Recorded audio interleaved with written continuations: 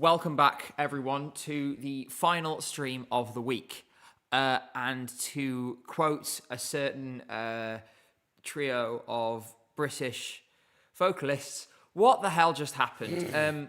This is going to be, the number of things we have to unpack from the way the grand final unfolded last night, and in general, the whole week, the whole contest, is probably more than what we can fit into one stream.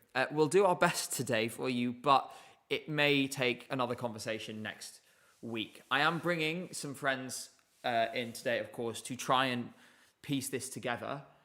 We have James from Eurovision. Hello. And we also have GJ, who you've seen this week, and he will be on in a minute. Amelia, thank you so much. Thank you for a great coverage this year's Eurovision, even though a lot went wrong. My highlight has to be Nima's performance of Unexplainable, maybe the best interval ever. Very divisive as well. That was extremely divisive. I really liked it, but it's incredible. I haven't met anyone with a mild opinion of it. But that's what you want, actually. Yeah. So we're going to first, I want to start on a personal note, on a personal milestone, which just happened this morning, very fittingly that it happened today. And I'm going to bring it up on screen for you now, because as you know, I've been hard at work this week and this year, and I'm very happy to celebrate 40,000 subscribers on this channel. Thank you very much. Well done. Thank you, young Brat the Killer, for that $7.99 Australian dollars. Thank you all so much for your support. For perspective, on the Sunday after Eurovision last year, the channel hit 7,000 subscribers. Oof. So we've come a long way in a short time. Kimberly with £2. The question is, of course, James, about how do we have, will I still have a contest to talk about next year? Yes. I think we will have a contest to talk about this year, yes. But it's been, we're going to, I think, first just remind ourselves of the leaderboard in a moment. Before that, what is your predominant feeling today? Shock. Mm-hmm. I think the only way to describe what happened on Saturday night in Basel is shock. None of what happened was expected, even in the most optimistic or pessimistic of predictions. That ending sequence in the voting, we went from, okay, this is surprising, so okay, this is shocking, to, okay, what do we do if that happens, to, oh my God. It felt like we dodged a bullet. The one thing I want to say is, how do we make sure the bullet isn't coming at us again? Yeah. And I think, I'm sure we'll discuss that in a minute. I will say on that, the way I was in Arena Plus, and for those of you who don't know, the football stadium next to the arena, they filled it with people. There are 35,000 people in there. Not 35 people, 35,000. And when I tell you, the whole place went bananas when Austria won, because it wasn't just that people wanted Austria to win. There were a lot of Austrians, a lot of people in there who were supporting Austria. It was the relief as well. Yep. And GJ, what about you? Your feeling? The first question was just, what's your overarching feeling today, now? My overarching feeling today is, first of all, I needed more sleep. Is that I'm not just looking at the result in terms of what ended up happening and how far we got into the televote before we saw someone when we got to that split screen, but also the fact that the result this year is so damn divided. There's a lot of different ways the televote and the jury vote went, where we're like, what's happening with music? What's happening with musical taste around Europe? Also, I'm kind of feeling this discrepancy between what we saw happen in a lot of national finals in terms of nations picking stuff that was clearly escapism in terms of the types of music, the types of songs that were picked, and then 3 months later, when all the, because national finals happened about 2-3 months ago, to where the televote and stuff led now. I think that's something that's really on my mind, where I'm like, what shifted, what changed in that sense? But I am really happy to immediately say one thing. I'm very happy to have a queer winner for the third year in a row in the state of where we're at in the world. Certainly. That is something that I think we should champion, something that is lovely to see, and something that I'm really, really happy about. Yeah. That has happened. So that's a really good thing. Let's start with those winners. I do want to first show this to illustrate. There's a number of things. We're going to quickly remind ourselves of the final result, as traumatizing as it was. Just to show you how freakish of a year this was. Firstly, these are all of the results under the new system since 2016. This is the lowest mark by a mile that a song has won with. A song winning with 436, that wouldn't have got you in the top 3 last year. Yeah. It wouldn't have got you in the top 3 last year. It would have had you nowhere near winning. You would have been in a different postcode in 2023 and 2022. And, well, the same with 2021. So, firstly, completely freakish year on the winner side. Secondly is the amount of disagreement. But firstly, I'm just going to remind us all of that top 10 again. Obviously, Switzerland was in 10th. So, May Voyage, 214. We'll come on to the splits in a minute. Ukraine in 9th, 218, and Albania with the same mark, being tie-broken in Albania's favour by the televote. France was 7th, 213. Greece 6th with 231, which strikes me as one of the biggest shocks in this. Again, we'll come to it. Wasn't Italy 5th, we'll come to it in a minute, 256 points. Sweden in 4th, 321. Estonia 356. Israel 357. Austria number 1, 436. I think we should look. A lot of the issues are going to come out, I think, when we just go through this list. Yeah. In terms of the disagreements and so on, and some of the different factors that are at play here. And I think it might be helpful because a lot of these results are explainable by some of the various factors that impact the contest, such as diaspora and cultural voting, anti-host bias. I think we've seen in a really strong way this year. Obviously, political voting in the case of Israel, which we'll come to. But if we do start with that anti-host bias, 0 from the public for Zoe May, 214 from the jury is the biggest disagreement ever, and astonishing. I actually. One of the many things I cannot explain. That 0 is shocking in a way that you can't explain. I know you're right. Look at France, Greece, and Italy. That is also. I mean, France. Also not doing well. Italy not doing well. For some reason, the audience wasn't that into ballads this year. It feels. But Switzerland getting 0 is something that I can absolutely not explain. I think the thing is, it was such a beautifully shot performance. I did expect them to do worse but I don't see how. I don't see how someone could see that and go, oh, I'm going to like this less because they've shot it so beautifully. But does it make any sense? Is it once again the weird thing is, it cannot be what I would call the snap effect, where it's not too clearly seen in that arena, because that's the reasoning we thought we would be applying to Austria in that sense. Yes. We didn't. So that can't be it. So I can't put my finger on it because I don't think it's fully anti-host bias. I just don't. I haven't been able to figure out in my brain what made that a 0-point televote thing. But one of the results. Now, this is the thing: is there are amidst this a few things that do make perfect sense, and in my opinion, Ukraine's result makes sense to me. Like I can explain why it was musically unique, so it makes sense. It had some jury appeal. It has a sort of limited audience who are interested in that genre of music, but it also has obviously a lot of people who are going to connect. A lot of people who can vote for Ukraine, for whom Ukrainian is their first language, and they're engaging with the media that they know well. So that result makes perfect sense. I do want to say a lot of people were saying that Ukraine might be a shock non-qualifier. So for us to then see, and in fact, I'll show you guys this on screen just to show you the level of how incorrect that was. Ukraine won the semi-final. Yeah. And I mean, I think we'll come to the semi results as well because they throw up a whole bunch of other ridiculous things that we wouldn't have expected. But Ukraine won the semi-final. I do just want to quickly say thank you, Kayla. For the $5, and that was the correct prediction on not breaking 500.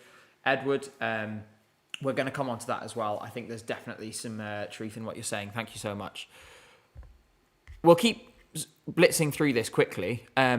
Albania, and This is the first one where I say I am disappointed in the juries, especially with this. Massively. I don't understand how you could take something this original, this unique, This vocally strong. vocally strong and vocally diverse. Yeah, it has Agreed. all of the jury criteria. Yeah, in my and the view. juries snubbed it. And you look at this compared to Latvia, who I'm really happy for, don't get me wrong, who got twice as many points from the jury in this final. Yeah. And you think, okay, why is it that for folk music, for this kind of thing to do well, it has to be palatable to what is a narrow-minded extremely jury? palatable. And this is the thing, it should have been. What is it they have to do? What is it that makes this so unacceptable to juries? It just makes no sense to me. Because I think there was a lot of overlap in chosen aesthetic between Latvia and Albania in terms of it wasn't necessarily a approachable thing. I think Latvia also, you know, with the mystics around it, with the makeup and that kind of stuff, did have the same sort of like idea behind it, that it wasn't completely, you know, you have to be approachable, you have to be human, you have to be, you know, that kind of sense. So I don't understand what happened, because also Latvia did also apply some electronic music types of, you know, influences in there. So it couldn't have been that either. So I'm very baffled at the consistencies of the juries in terms of, oh, if you like this, you would have liked that. I think the thing is as well, and it's interesting, a friend of mine was saying last night, he was really dejected after the show, and he was saying, I don't see how a Balkan country can win Eurovision. Now, I'm not saying this was in contention to win, because as much as I love this song, and you guys know I love this song, I don't think it was ever likely to win the contest. But that said, if the juries had given it the same amount of points as the public, for example, then it would have had 346. You know, so I think there is some dejection among fans of this song, but also in general, Eurovision fans in the Balkans, Eurovision fans who enjoy Balkan music, that it feels like at the moment the door is slammed shut. It doesn't feel like the contest is ready to receive that on the jury side. Let me put it to you in one way. When the juries were brought back in 2009, the period before that, we'd had a lot of Eastern European winners. Mm-hmm. So we had Serbia in 2007. We had, obviously, there was like Estonia and Latvia and countries like that in the north. Russia in 2008. Russia in 2008. Yeah. They brought the juries in. And from that moment on, 2009, we have not had many winners from that side of Europe. Primarily, our winners have been Western Europe, with the exception of Ukraine, twice, and Azerbaijan, I believe. I can't think of any other exceptions in that. So if you're thinking of it like that, you might want to take a look at the juries and think, what country is the song coming from actually plays a role in how the song is perceived. Yeah. And I mean, it's... Which to me is also a baffling thing. If we look at this results, only 2 songs are primarily in English. So that is a thing where I go, that should be an opener path to Balkan countries doing well, if you know what I mean. Mm-hmm.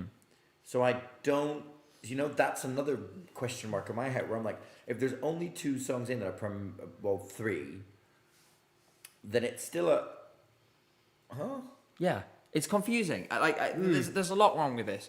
Like I said, we're going to keep pushing. I think I'm going to keep pushing us up this top 10 just because I do want to quickly rush through them all before we go on to, because there are some really big things we need to talk about, and I know all of you want to hear us talk about them. France 7th. This was another shock. I thought it would be higher. To be honest, I thought it would win, and when it got 180 from the jury, I actually thought that it was going to win, because I thought, okay, they need 177 from the public to go above Israel. I was thinking they're going to get 190, 200. I thought they would go to the top. When I heard 50, I was gobsmacked. Again, I don't understand how this didn't connect. It was so well signposted. Did it overshoot production-wise? I don't know, because that's just my only thing that I can think of. That's the only thing I can think of that could have been a thing. Because for the rest, it was a perfect entry. The way it was done, the way it was staged, the way they absolutely avoided it being too sentimental or cliche in terms of, you know, staging and visuals. Did it for some reason just overshoot productionally? Like, that's the only thing. The vocal was amazing. She was amazing. She gave it everything, and she also, I think, was a very genuine like storyteller in that sense. It never felt cliche. It never felt over schmaltzy in the way it was done. So that's one where I go, what did happen? Was it the time it took? Because No, I don't think so. changeover. And also, but the thing is as well, when it comes to overproduced, we have a winner that was the most heavily Stylized. Yeah. Yeah. Like it was that and Switzerland. Again, I think it's a conversation to have about these entries in the round. So we'll come back to it in a minute. I think next one is one where all of us have to eat our words, having never seen this coming. I don't think anybody really predicted that Greece would get sixth. Wow. That is an extraordinary result. I was expecting top 10. Really? I thought left-hand side. Yeah, I think after seeing the rehearsals and seeing how that vocal carried that performance, and I think the thing is that maybe in terms of taste, some of us just wasn't, oh, that's not what we would have done with it. And therefore it skewed how people looked at it. But every time I heard that song in a rehearsal, I was like, okay, that is a very hypnotizing song. I wouldn't have expected it to be sixth. But on the other hand, we know there's a big Greece diaspora. And I think on the other hand, also, that was just a really mesmerizing vocal. And I think due to the fact that it was a very loud finale, the more low-key, well, I won't say low-key, but more hypnotizing, calming things may have been in the telephone going, that's what I need. I need that. Because the thing is, I did a note thing on my app when I saw the finale, Dress Rehearsal 1, going, who are standing out in the recap. Because that's a really important thing. Yeah. I think sometimes what we forget as family, we have to look at the recap and have to look at the psychology of people voting. Greece was one of the few countries that wasn't in the favorites at the time that I wrote down, going, that really stands out in that recap. Someone's just made an interesting point in chat, by the way. They said, without Cyprus, they would have been 10th. Because I'm pretty sure they got 24 out of 24. Yeah, got the full lot. Yeah. Moving on to another one we didn't see coming was Italy. In brief summary, again, not a huge disagreement. One of the smaller gaps between public and jury vote in this top 10. I think this again, it was just a nice song. I think the juries loved the harmonica. I think that was what pushed that jury score up so high. I think they saw it. It was unique. It was memorable, and it worked. And live music for the first time in a long old time. I think it felt real, and I think this is a gimmick we may see attempted to be repeated. See, I don't think it was a gimmick. I would push back on the gimmick part. Yeah, it's true to Lucio as an artist. I don't mean it in that sense. No, I mean yeah, just that's as why. You know, but I think what I mean is that it's going to be a gimmick in the next. Yeah, few years. other people will use it as one. That's the point. This is the thing. In the same way, the dance break became a gimmick, like in the last few Chanel. years. But Chanel's dance break wasn't a gimmick. No. But it was so good that other people imitate it. The point is that this clearly worked, and now other people will attempt to. It becomes a building block, doesn't Which it? I think, on the other hand, could also be a good way for that type of musician to go, there is a place for me in this. There is a place for me to look at this. The same we saw in Melfest, where we saw Grecula do really well. You know, I think that is one of the good things we'll take from this. Going, that type of musician might go, let's go. Yeah. Now into the top four. Now this was another one that I think, again, I assumed this would score 200 plus with the public as an absolute minimum. 195, I think, was a real shock. Stunning shock. Do you think, are people just tired of Sweden? Like, what's going on here? Because this is not the first time that Sweden has dramatically underperformed in a televote. I think it's two things. I think it's Sweden. I think because a lot of high-profile people in the media sphere on national televisions have gone, we don't want Sweden to win again. And Tommy Cash. From immediately Tuesday on, like the people around me who just watch the shows and have no awareness of the last 3 months of build-up were the ones who were texting me going, I've been humming that all week. So I saw this coming. I'd been saying since Monday, that's going to be a very big threat because it is just an earworm. And we can talk. Actually, we should talk about Tommy Cash. We should talk about Estonia because, firstly, it's an incredible result for Estonia, and I think they will be delighted. There's a few things here. Firstly, as you said about the public vote, the way when the Estonian postcards started in the Arena Plus, way the place just lit up. Everyone was so excited. It was one of the few in the arena, because I was in the arena last night. I was in the actual show. That was one of the few where everyone sang along. Yeah. it was, I think, and every single like sort of, as I call, normal person who I know who spoke to me about the show, every single one listed this song as one of their favorites. And because of that, I kind of expected them to win the televote. I thought they actually might get 300 points. Wow, yeah. And I think being third in the running order, maybe, I mean, we know statistically it's likely to push it down a bit. If he'd been 17th, would he have finished in second place? Maybe. Also, As for the jury vote, he did win the jury in SD Lowell. Yeah. Maybe, is it right? We can discuss that. Should we have seen it coming? Maybe. 98 points, we should remember, like, I am the biggest Cha-Cha-Cha stan of all time. I think everyone knows this. Karia's vocals in the second half of Cha-Cha-Cha were really not good, really, really shaky. especially in that jury night. Yeah, and he scored 150 from the jury. So that 98, if we're in that same kind of archetype, remember Joost scored, 65? I think, had he been, permitted to participate, that would have been his jury score. In that context, this makes more sense. Like, this kind of score feels more expected to me. Yeah. So, obviously, I know there's a lot of discourse about this. By the way, thank you for all the super chats. I promise I will go through them. I have seen them. Thank you so much. In some ways, I'm not surprised and kind of think we should have all seen this coming. Do you know what I mean? Like, I kind of feel like on another day, Estonia could have won the whole thing. It could have, yeah. Could have. In this weird timeline, anything could have happened. Yeah. Also, really cool to see something in there in that top three that use no props. Yes. Yeah, it would have been a cheap staging by that account. So that for me was a nice thing to see in a such a prop heavy year. To see something like this go, right, you can still do this if there's an inventive story / staging to tell and go with it. I liked it. And I Plus, remember we have to understand yeah. this man is hella charming. Yeah. We might see, I think a lot of people that were introduced to Tommy Cash may have not known his controversial stuff, that kind of stuff, and just went, charming dude, kind of making fun of himself here. Now, we're going to go up just 1 point, but I think this is what everyone has been talking about. It's been the predominant thing on my mind, and I think we need to have a good conversation about this because I'm going to go to the full screen for this. Let's put it very bluntly. We cannot keep doing this every year. No. We cannot keep coming in every year and seeing this because in this case, even more than last year, everything was so visceral that people were going to be very energized in a way that meant that a high organic televote for Israel would have been plausible.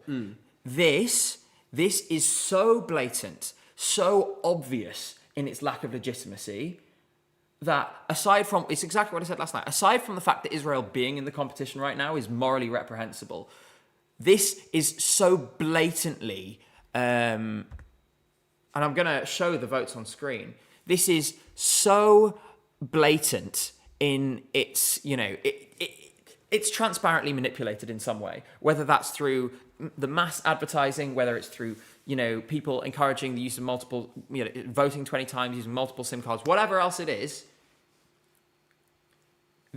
You cannot run a public vote if it can be exploited in this way. And I think everyone looked at this. The incredible thing is, I think everyone looked at this, even people who are supporters of Israel, and went, that's just not realistic, is it? There is nobody who believes that this is actually how the European public felt at large last night. And if they are saying that, then they're doing it for other political reasons. It's a total nonsense. And I think we have to talk now, urgently, over the next few months, and we're going to talk about what's going to change in the EBU over the next few months, which does open a gap for a bunch of different things to be maybe altered. To, well, in my opinion, like I said, preferably just not have Israel in the competition in the political reality we exist in, where if that goal is impossible, at the very least, you have to design a system where this can't happen. It's just not fair on anyone. It totally undermines the legitimacy of the entire competition. It undermines the legitimacy of the televote. And, this cannot happen again. And I'm keen to hear both of your takes on this. I'll go with you, James, first, and then GJ. Yeah. Obviously, the way to root this is in the experience I had, which was as the voting sequence progressed and it became more plausible and more plausible and more plausible, there was a shift in the room. And I really want to say, this is regardless of any political views that anyone can have on Israel, whether, anything. That's not important here. What is important is that regardless of your views, if Israel had won the contest, it posed an existential threat to the continuation of the contest next year. Yeah. You cannot tell me that broadcasters like RTVE and RTE in Ireland and Slovenia's broadcaster and RUV in Iceland, who have Belgium. and Belgium as well, who had a union protest as well during their broadcast last night. You cannot tell me that they would have been particularly enthused to travel to Tel Aviv Or Jerusalem. for an Israeli organised song contest in the current climate. If they had won, the conversation would be apocalyptic today. Yeah. So let's just be thankful that we have a winner where there is no threat to the organisation of the contest. That's not a political point. That is just a realistic point. Yeah. The second thing, 297 was the total for Israel in the end, which is obviously a televote win by some distance. We can talk about whether, obviously, there's a lot of advertising in there.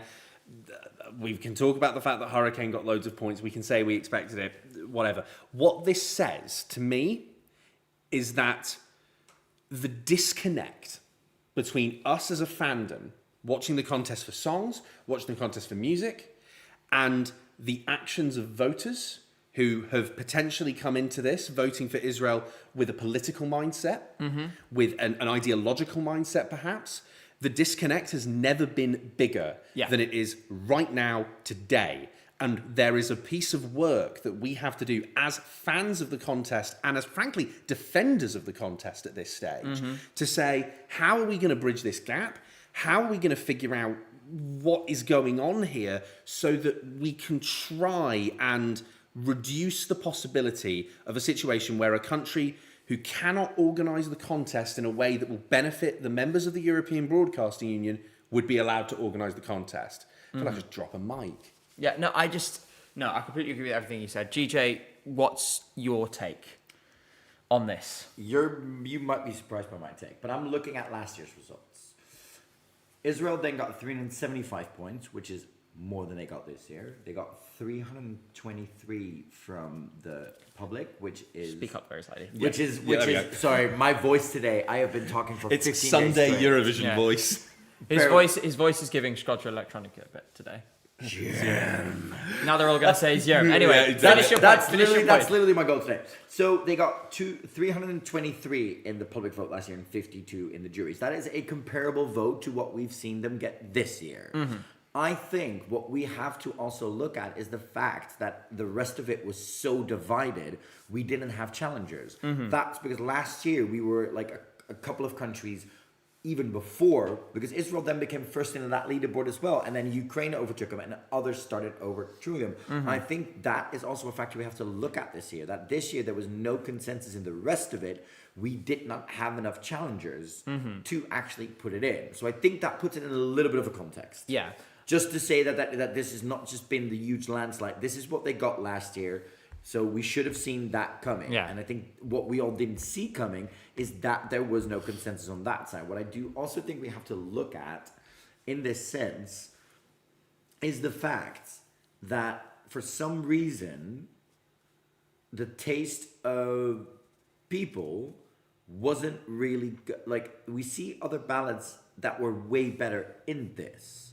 So I'm wondering why those didn't shoot up as much. That also shows that this televote result doesn't make sense, because we see Zoe get 0, we get France get 50, Italy getting only 100 shows that people weren't into ballads. So that shows that ballad that now has ended up at number 2, that can't be happening. You can't tell me that an X Factor type ballad that is telling you how to feel, instead of the 3 ballads that are in there, I'll even consider Greece as part of that, the ballads that were actually rooted in actual emotion and making people feel, didn't get that same result. That shows this result isn't a legitimate result in that sense. So that's the thing to do. I think on the other hand, we do have to talk, for me, and I'll just be personally about this, is the fact that I don't think that a lot of the focus right now is on the ad campaign that was run. I think we shouldn't talk and a little bit more about it. But I think that only activated people who were already inclined to vote for. There's something I want to carry on from this because basically I'm going to talk to you guys about essentially I used to work as a political organizer for a political party. And what you did was on election day and in the run up to election day, you're not speaking to any new people. What you are doing is you are activating the people who you already know are trying to vote for you. So in this case, where you don't have precise data on individuals, you instead you profile based on likely characteristics who are going to support you. Those ads, all of us saw them. They weren't for us because we were never going to vote for Israel. Correct. Those ads were for the people who might be intending to vote for Israel already or are generally supportive of Israel and might watch Eurovision, who will then know the date that the contest is taking place, already know when Israel is going to be on in the show, so they're primed for it, and then already know that they can vote up to 20 times. It absolutely should be forbidden, but that's what they would do. That was the purpose of that campaign.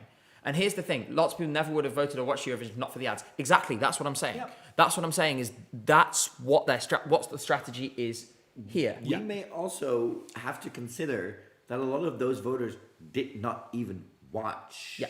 Well, they turned it on, they waited for song 4, they watched it, they voted, they switched it off again. Potentially. It can be on Twitter. I saw an interesting comment pass by, which I think may be something that, was an interesting one, where it's like, should there be something in there where you go, you have to verify whether people are watching the show, encoding, like being engaged with the show. I don't think that works in any type of way because you can still do that in different ways. What I do think is an interesting thing is that these two major landslides have happened since the way the televote is being carried out has been done. Mm-hmm. They have the whole show to do it. The whole show. No. That's not the thing. The thing is, it changed in terms of how votes are registered. Votes are now registered per card. Mm-hmm. This is my experience. I have to do more data check on this. But how it's changed is now if you vote by a credit card, it automatically goes, your credit card's registered there. That's where the votes come in, and it's counted by, you've already voted on that credit card. For example, I have a bank account in the Netherlands through an online digital bank. I have 3 different cards. So technically, I was able to put in 60 votes. If you so wished, yeah. Yeah. So I think that's something that's changed on the provider side. That needs to be looked into because that I think is one of the dangerous things where this has started to happen. Yeah. It won't be because last year I asked about does the voting at the start of the show change anything? They did surveys on that. That did not change a lot in terms of voting patterns. People will always vote. But I think that's something where I go, that's an interesting thing that's happened 2 years in a row where the vote counting and the vote stuff happened. We saw this happen last year. RTV Slovenia's put in a legitimate request to the EBU's reference group true. going, we saw an uptake of votes that don't correspond with our legitimate televotes from the last couple of years, probably because people may have registered cards in Slovenia going, right, let's go there. Could credit cards be the new SIM cards in that sense? Yes. I think there is an easy way to massively, and chat, please tell me whether you agree with this or not. I don't think we should lock people into only being able to vote for one country. So I would say, here's a really simple solution. You get 3 votes. Use them however you want. 3 instead of 20. You massively, massively reduce the impact of that thing. For example, for someone who has 3 cards that they can access, instead of 60 votes, they can cast 9. Instantly, you've divided that potential by 6.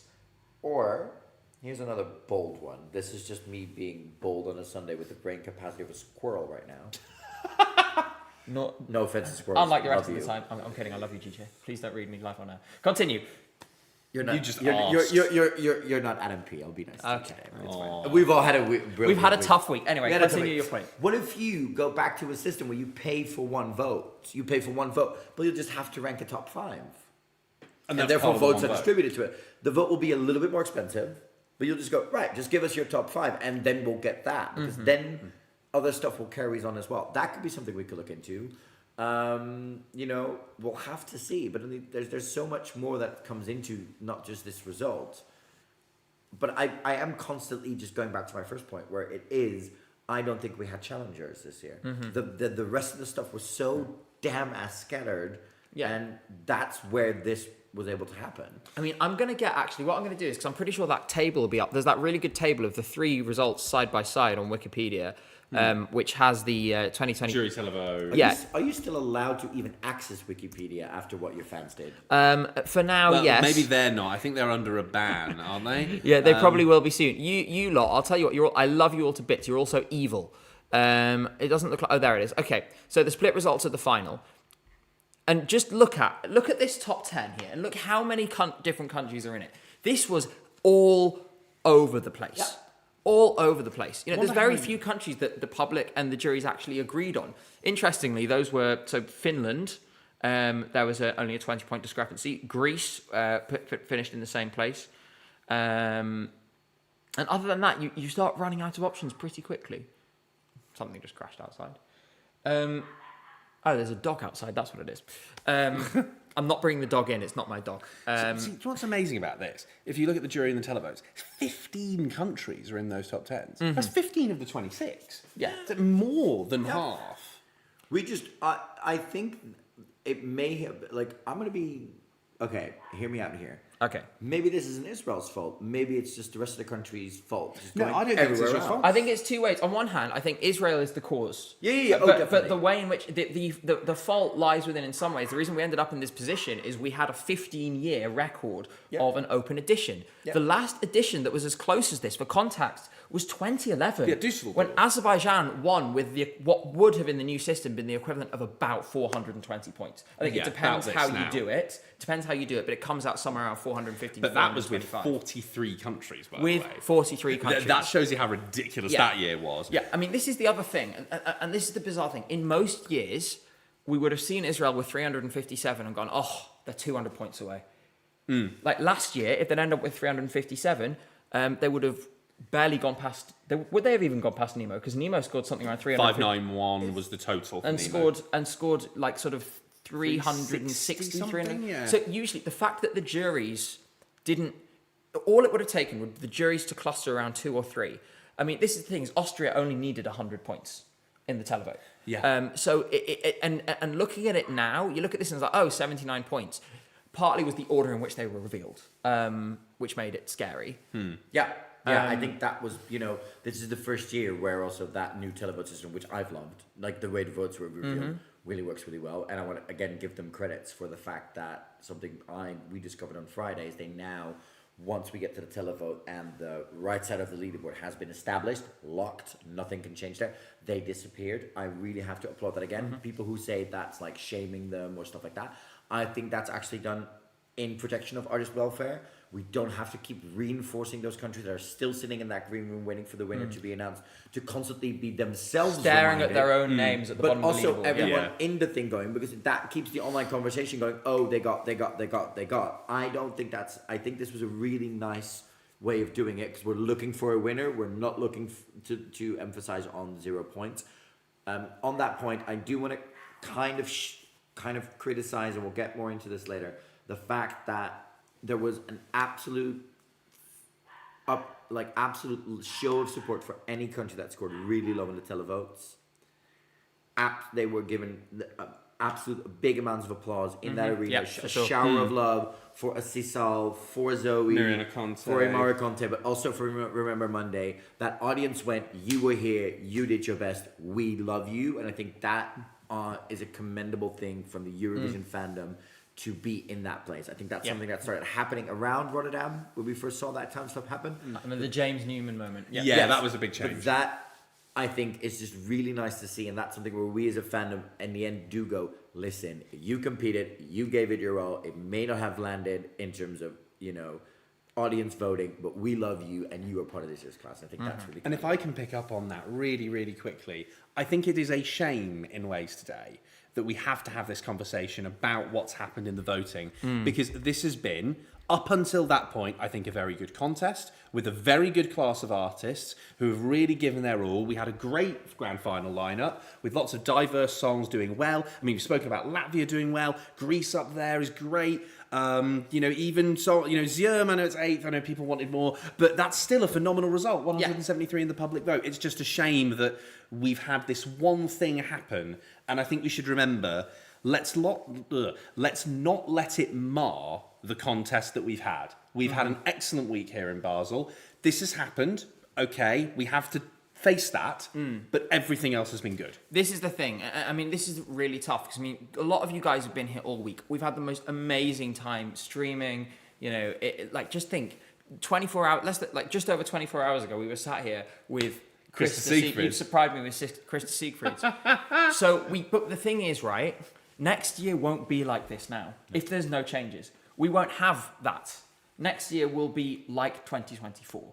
It will be tense. It will be heavy all the way along. We have to flip it around here and do something and there's space for change. And I think we should talk about that. Yes. Because we're going to talk about the winner in a bit, of course.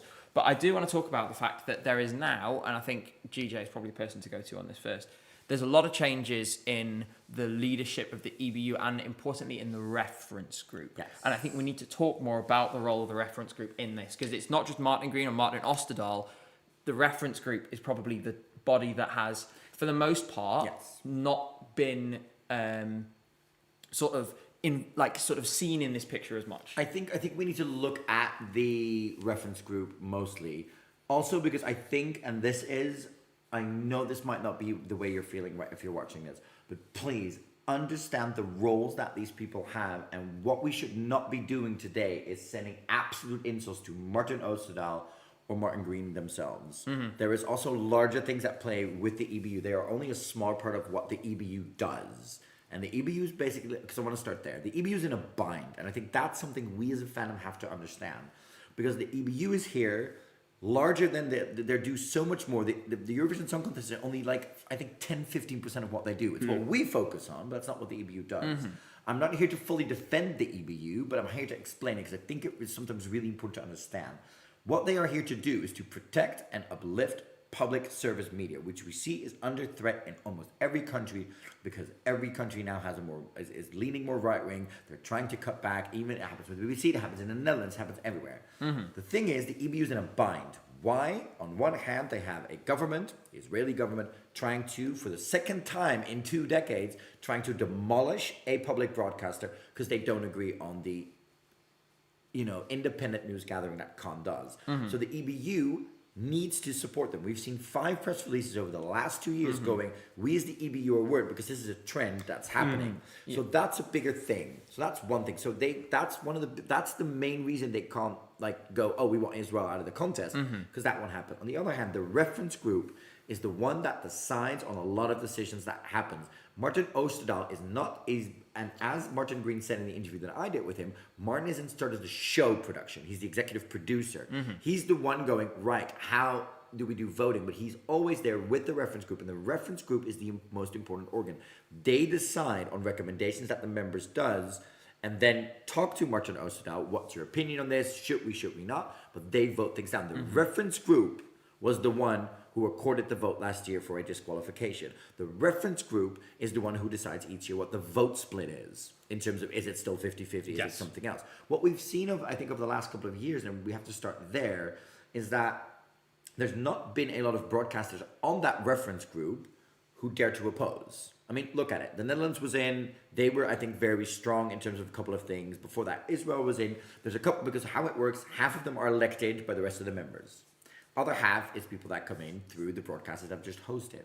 We clearly saw Turin. Italy doesn't really give a damn about anything that has to do with Eurovision, except for the fact that it emboldens Sanremo in some way. Yeah. I think that's the way Rai looks at this contest. Yep. Sometimes. And you know what? Fair play, credit where credit is due. They just do their own thing and it works. I don't think it would work for anyone else, but they know it works, so they just keep doing it. Yeah. But then after that, the UK's been very much a neutral broadcaster in a lot of things. I don't think they sometimes really cared about stuff. They were very, on the other hand, very influential in the changes made to the welfare stuff at Junior. So I want to commend them on that. But then, Sweden's also sometimes a little neutral in a couple of those things, sometimes in terms of a broadcaster. So we haven't had a lot of voices that raise up. Now, what's about to happen in a month's time is there will be a new reference group for women are coming in. That is also something that we have to champion. Women in broadcasting and leadership roles is still not enough. We need to have that happen. The Netherlands are coming in. We get Denmark coming in, and we get Anna Maria from RTVE Spain. And crucially, we've been talking a lot She'll be about. leading it. We've been talking a lot this week about the very strong stances that RTVE in Spain have been taking. Ana Maria Bordas from RTVE is going to be the chair of the Eurovision reference group in a month's time. And that's going to be, I think, a very influential moment when things go around, because I think, I want to, maybe, Gabe, you can read it out because we discussed this beforehand. There is a sort of way where we can see that that this may have been caused by the reference group's lack of decision making over the last couple of years. Because Ewan from Easy Insight did do an interview with Baco Walden. He's the current head of the reference group. He's the one who did the handover last night to Austria's broadcaster ORF. But he said some things last month on, for example, the ad campaigns and that kind of stuff. And it shows kind of where they've been at. And I think while we see that the new leadership, for example, Martin Green coming in, but also other people coming in, the fact that those major changes were made into code of conduct this year, but also the way we now have a commercial director coming in. The older generation that's been with the contest for a while is moving. Just hadn't caught up to what was doing. It was like, if we just keep everything the same, it'll be fine. No, the contest is evolving, the world's evolving. But go into this for a So I'm going to read this out very quickly as we do, because we have just 45 minutes of the stream. Thank you all for watching. It's really a pleasure for all of us that you are here. If you haven't already, make sure to subscribe to the channel. Make sure to like the stream. There's lots more coming. There's going to be a video on Friday unpacking some of these things more succinctly. There's going to be another video the Friday after. That'll be my yearly winners and losers video. And we've got loads of other stuff coming in the next few months. Also, these guys in a bit are going to talk about where you can find more from them. But for now, I'm going to get onto this. So, this is on government instrumentalising the Eurovision Song Contest. And the question from Ewan over at ESC Insight was, we've seen reports that the Israeli government is going to be putting in significant advertising funds into the marketing of the song. That's nothing to do with the broadcaster, but it's under the Israeli flag. How do you resolve that tension? The chair of the reference group at the time, his answer was, I think you don't resolve the tension. It will always be there. The rules we have, there is always this discussion on how political the Eurovision Song Contest is. Can it be neutral? It is not, happening in space or in a different planet. What we can do is be as reasonable as possible, focusing on a good show. It's a music event. It will not solve the problems in the world. It should not solve the problems in the world. And everything else, who's spending marketing money? What is happening with every tweet? It doesn't make any sense to follow them. Let's try to really focus on the spirit together. When it's over the edge, we've got to have that discussion. But in the end, everyone should bring something positive to it. It might be a bit naive, but that's the only way this works. Otherwise, we won't have a contest in 5 to 10 years if we're not able to have something positive in a complex and sometimes negative world. With respect to Bacal, and also, like we said with Martin and Martin, this is not a reason to go and send angry emails or whatever to Bacal. Absolutely not. I don't want to see one single person sending hatred to any of these people just because you disagree with their view on this. I think it's not a malicious viewpoint; it's a naive viewpoint, and we should talk about it. And that's what he literally says. Yeah, it might be a bit naive. Well, yeah. Yes.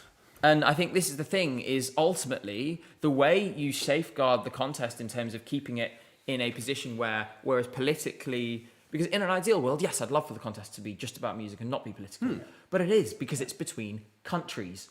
I mean, you talk about Armenia and Azerbaijan, or the Balkans, or whatever else. There's always going to be these this political stuff in the contest.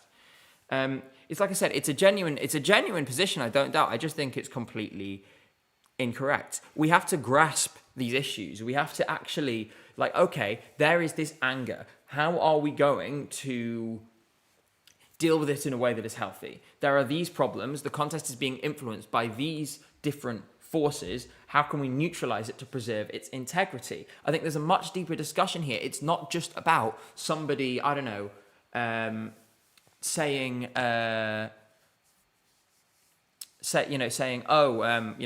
lost train of thought. Sorry. It's not just about someone saying, oh, well, you artist, you're not allowed to say Free Palestine in an interview for 3 months before the contest because you've signed our code of conduct. That's not what this is about. This is about the actual functioning of the good functioning of the contest. And I want to highlight, by the way, Shai, thank you very much for your super chat. Governments should be banned from using money to interfere with the results. That's coming from an Israeli. This is a generally accepted opinion, and I think people from all different places, all different perspectives, can see that this is clearly not appropriate at the moment. I'm going to go even bolder. I saw, and I have to credit Alicia Michelle on this, who early in the week said something, why don't we ban the word vote in ads, because there is also, I think, a bigger discrepancy. And one of the things that I'm always about in this contest is how can we make it fair? Yes. How can we give everyone an equal playing field in every aspect of what comes into the competition? The thing is, if you are signed to a major label, you'll have an ad campaign by, for example, a major label coming in, pushing it through, pushing it because they also know how advertising on social works. That gives you an advantage as well. We saw the same ads because I think on one hand, yes, the amount, because the thing why we talk about the Israel campaign so much is because they were very clear in the end of March already, this is the amount of money we'll spend and we'll do it again. Also, the fact that EBU knew about this last year and didn't take action, because we see now here, Baco and the reference group didn't care. But it's a more bigger thing. If you are signed to a big label, you'll have an advantage in the competition. I've had record labels reach out over the last couple of weeks. Do you want to help with promoting this? Do you want to do that? If you're from a small country and you either just won a talent show or you've won a national final, you don't have that push behind you, that's gonna make you not be in the conversation for the month and a half leading up to this. I think there should at some point, because you don't want to over censorize that, where major labels will go, oh, we won't send our artists anymore, we won't let them in because there's no benefit from us. But maybe I think Alicia Michelle's idea, and that's why I'm crediting her with it, because she's the first one I read this with, if you're not allowed to use the word vote anymore and just go, hi, I am Erica Wickman, this is my song Ich Komme, I'm in the Eurovision on semi-final 2, I hope you enjoy, and the word vote is banned, that may already be a thing, because then people will maybe even be a little bit more inclined to spend that X amount of money. But yes, I do agree. The fact that it was also the Ministry of Foreign Affairs also shows you something that it was political. Because honestly, if you do that, you'd be doing that from the Ministry of Culture, going, we are promoting a song that came from our cultural, came from. I'm not sure it could be. Industry. To be fair, I would say I'm not sure if this is the case in Israel. In some cases, those sort of culture things are folding into underneath. So it could be. It could be. And given that the Israeli political system is totally inscrutable, and these things change, chop and change all the time. They've had 7 elections in 9 years or something. It's so I don't know exactly. But it is works. something that I think is a bigger thing in that sense, where we do have to look at it. And I think also, it also, that's one of the things we do. But also, while we are looking at the televote and we are focusing on the televote, I think we should just also look at the juries. What are the criteria to be a jury member? How do we ensure that that's a more diverse and young, televoters, young jury members as well? For example, the Netherlands had about 2 or 3 people in there that were much younger, who are much more, I think, geared to the musical stuff that's happening. How do we get the reference group and the EBU to go, right, certain countries just need to look at the juries, because the jury selection process in certain countries can also just be right, we've known these musicians for 30 years, they're on their 50s, Not to generalize, I've not looked at the jury selection this year, so I'm just generalizing a little bit. But I think you may have to look at specific jury criteria. You need to have an X amount of people that represent younger generations, that come from That may be something we need to look at as well. Demoscopic jury. I mean, this is the other thing. I mean, demoscopic, it's interesting. I think the thing is, demoscopic juries, for those of you who don't know, are essentially a jury of people, not like nationally professionals, but people who are meant to represent the makeup of society as a whole. If you're San Marino, you can't run one because you need 50 or 100 people to do it. By the way, I do just want to quickly say, we'll come back to this in a moment, there's been a lot of super chats, and I want to at least thank you all by name. It's a bit too much for me to go through all the comments, but I want to thank you all by name. Mirisu, D.O., Shy, Edward Hulse, Carlos Camejo, Gigster Girl, Woozy, Cole Anderson, Ginster, Solus, Ellie Bell, Alnarin, Aaron One Smith, Kane78, Jesper, Solen, Celinda, lovely to meet you yesterday, Owendi, Woozy, Shlogi, Georgia, Finn, Sadie, Steve, Benny, Shlogi again, Edward again, Kayla, Lewis, Johnny. There we go. I've got through all of them. I really appreciate everything you guys are, all the ways in which you're supporting. It means the world to me. I think we're gonna. Let's sort of. I think we should maybe sort of bring our final thoughts together on this, and then talk about the winner. Yeah, absolutely. Because that should obviously be the kind of headline, and then maybe we can come back to this in a little bit, take some questions from chat, maybe try and propose some alternative options, things that might fix it. The key thing is here that I want everyone to remember, and I did a whole video on this. Israel and Azerbaijan are exploiting Eurovision, where I talked about this. This is the thing with the advertising coming from the Ministry of Foreign Affairs. Israel, as most European nations in the contest do, Israel, of course, is not a European nation, but just to be clear, geography not my strong point today, I guess. It's Sunday brain. All Eurovision nations which are in the contest realise is that it's an extremely powerful tool to put across a message that represents your country. You essentially have 3 minutes. You can put whatever you want on stage to represent, to put forward whatever message you want. I think it's very, very clear, especially in the last 2 years, the way in which, the direction of travel in which how Israel is trying to use this. They recognise this. They see that they, within the rules, can invest huge amounts of money into promoting because it's worth it for them, as we have seen. Yeah. For them, it's a worthwhile investment. And the narrative that comes out of the contest for them in the mainstream media is, oh, wow, look, they did so well. People must like them more than we thought. When in reality, if you take the UK, gave 12 points to Israel. There was some polling done this week. 60% of British people at large Spain did think that 60% of British people think that Israel shouldn't be in Eurovision. So there you go. But it's the point is it's totally understand, like, the way in which they behave and the way in which some other countries do this too in different ways. I think the issue is also partly of what is it that they're using it for? What is it that they're trying to wash over? Which is very different in Israel's case compared to the rest of Europe. You just it's deeply unethical as well as being unfair on a competitive level. You simply cannot have a position where the most well-documented set of war crimes in the modern era are being washed over by, immense advertising campaigns and clearly totally political voting that bears no resemblance, no connection whatsoever to the success of the song commercially, the musical and artistic merit of the song, all the rest of it. The jury's recognised that it's flat as a pancake as a ballad. Like you said, X Factor. It's totally unoriginal, totally uninventive. And that's why, this year they got roughly the same in the jury as they did last year. Yeah. If you stripped all of the context from this, and it was the same song with the same artist sent from another country, I would have said, probably going to scrape through to the final, get like 50 in the jury, and 10 or 12 or 15 from the public. This is my perception, not looking at stats. My perception was they were getting more lower points from juries across the board than last year, which shows you, yes, the vocal was great, the song wasn't there. Mm-hmm. Yeah. So we are going to talk now about JJ, the winner. Icon. Fantastic. Yeah, fantastic. Also fantastic human who throughout the season was someone that was approachable, was fun, really was one of the centers of the united group of joy but on the other hand, also someone who was very insightful, who was fun, who had who didn't have one pre-party which was shit.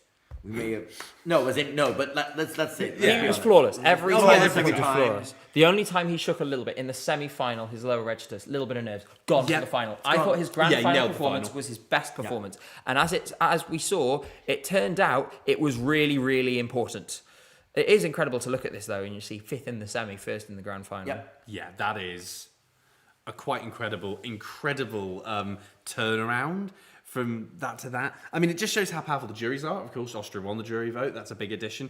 But as well as that, just how mixed up this final was. And I think there are still a lot of questions into the televoting. I've just seen while we've been on the stream that RTVE have called for an urgent debate into the televoting. That is something that's just been run. Let's get that. I'll get that on screen for you guys now. This is probably news to people in chat. Yeah, this is on Eurovoix. Okay. It's been run by our good stream friend Simona van Dijk, I believe. Okay, right, here we are. Eurovoix. I can't see. Is it not been tweeted yet, or was it just run? Oh, here we are.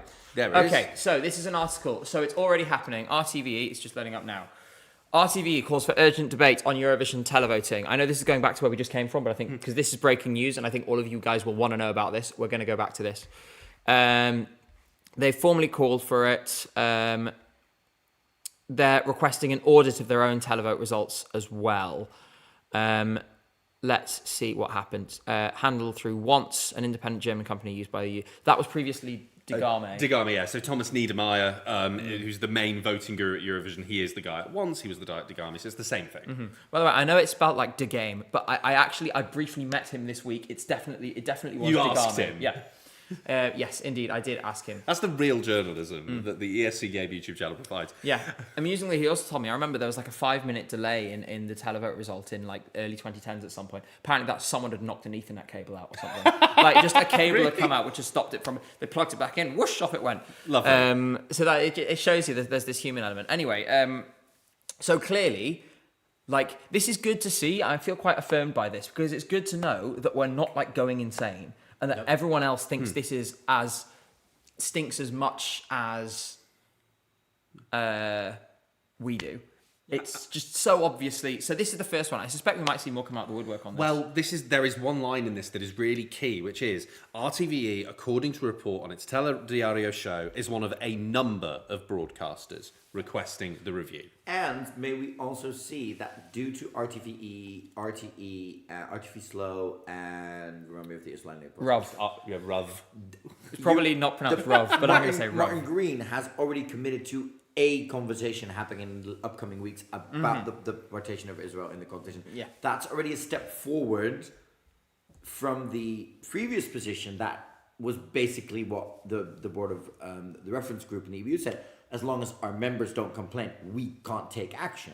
The fact that this is already happening shows a change in also the way the EBU is now thinking. I think last year was the beginning of a change in the way the EBU looks at not just the contest, but also the EBU in terms of where they've gone, we're just the ones, on the background. If your members don't do anything, no, sometimes members don't feel listened to or feel like they have the platform.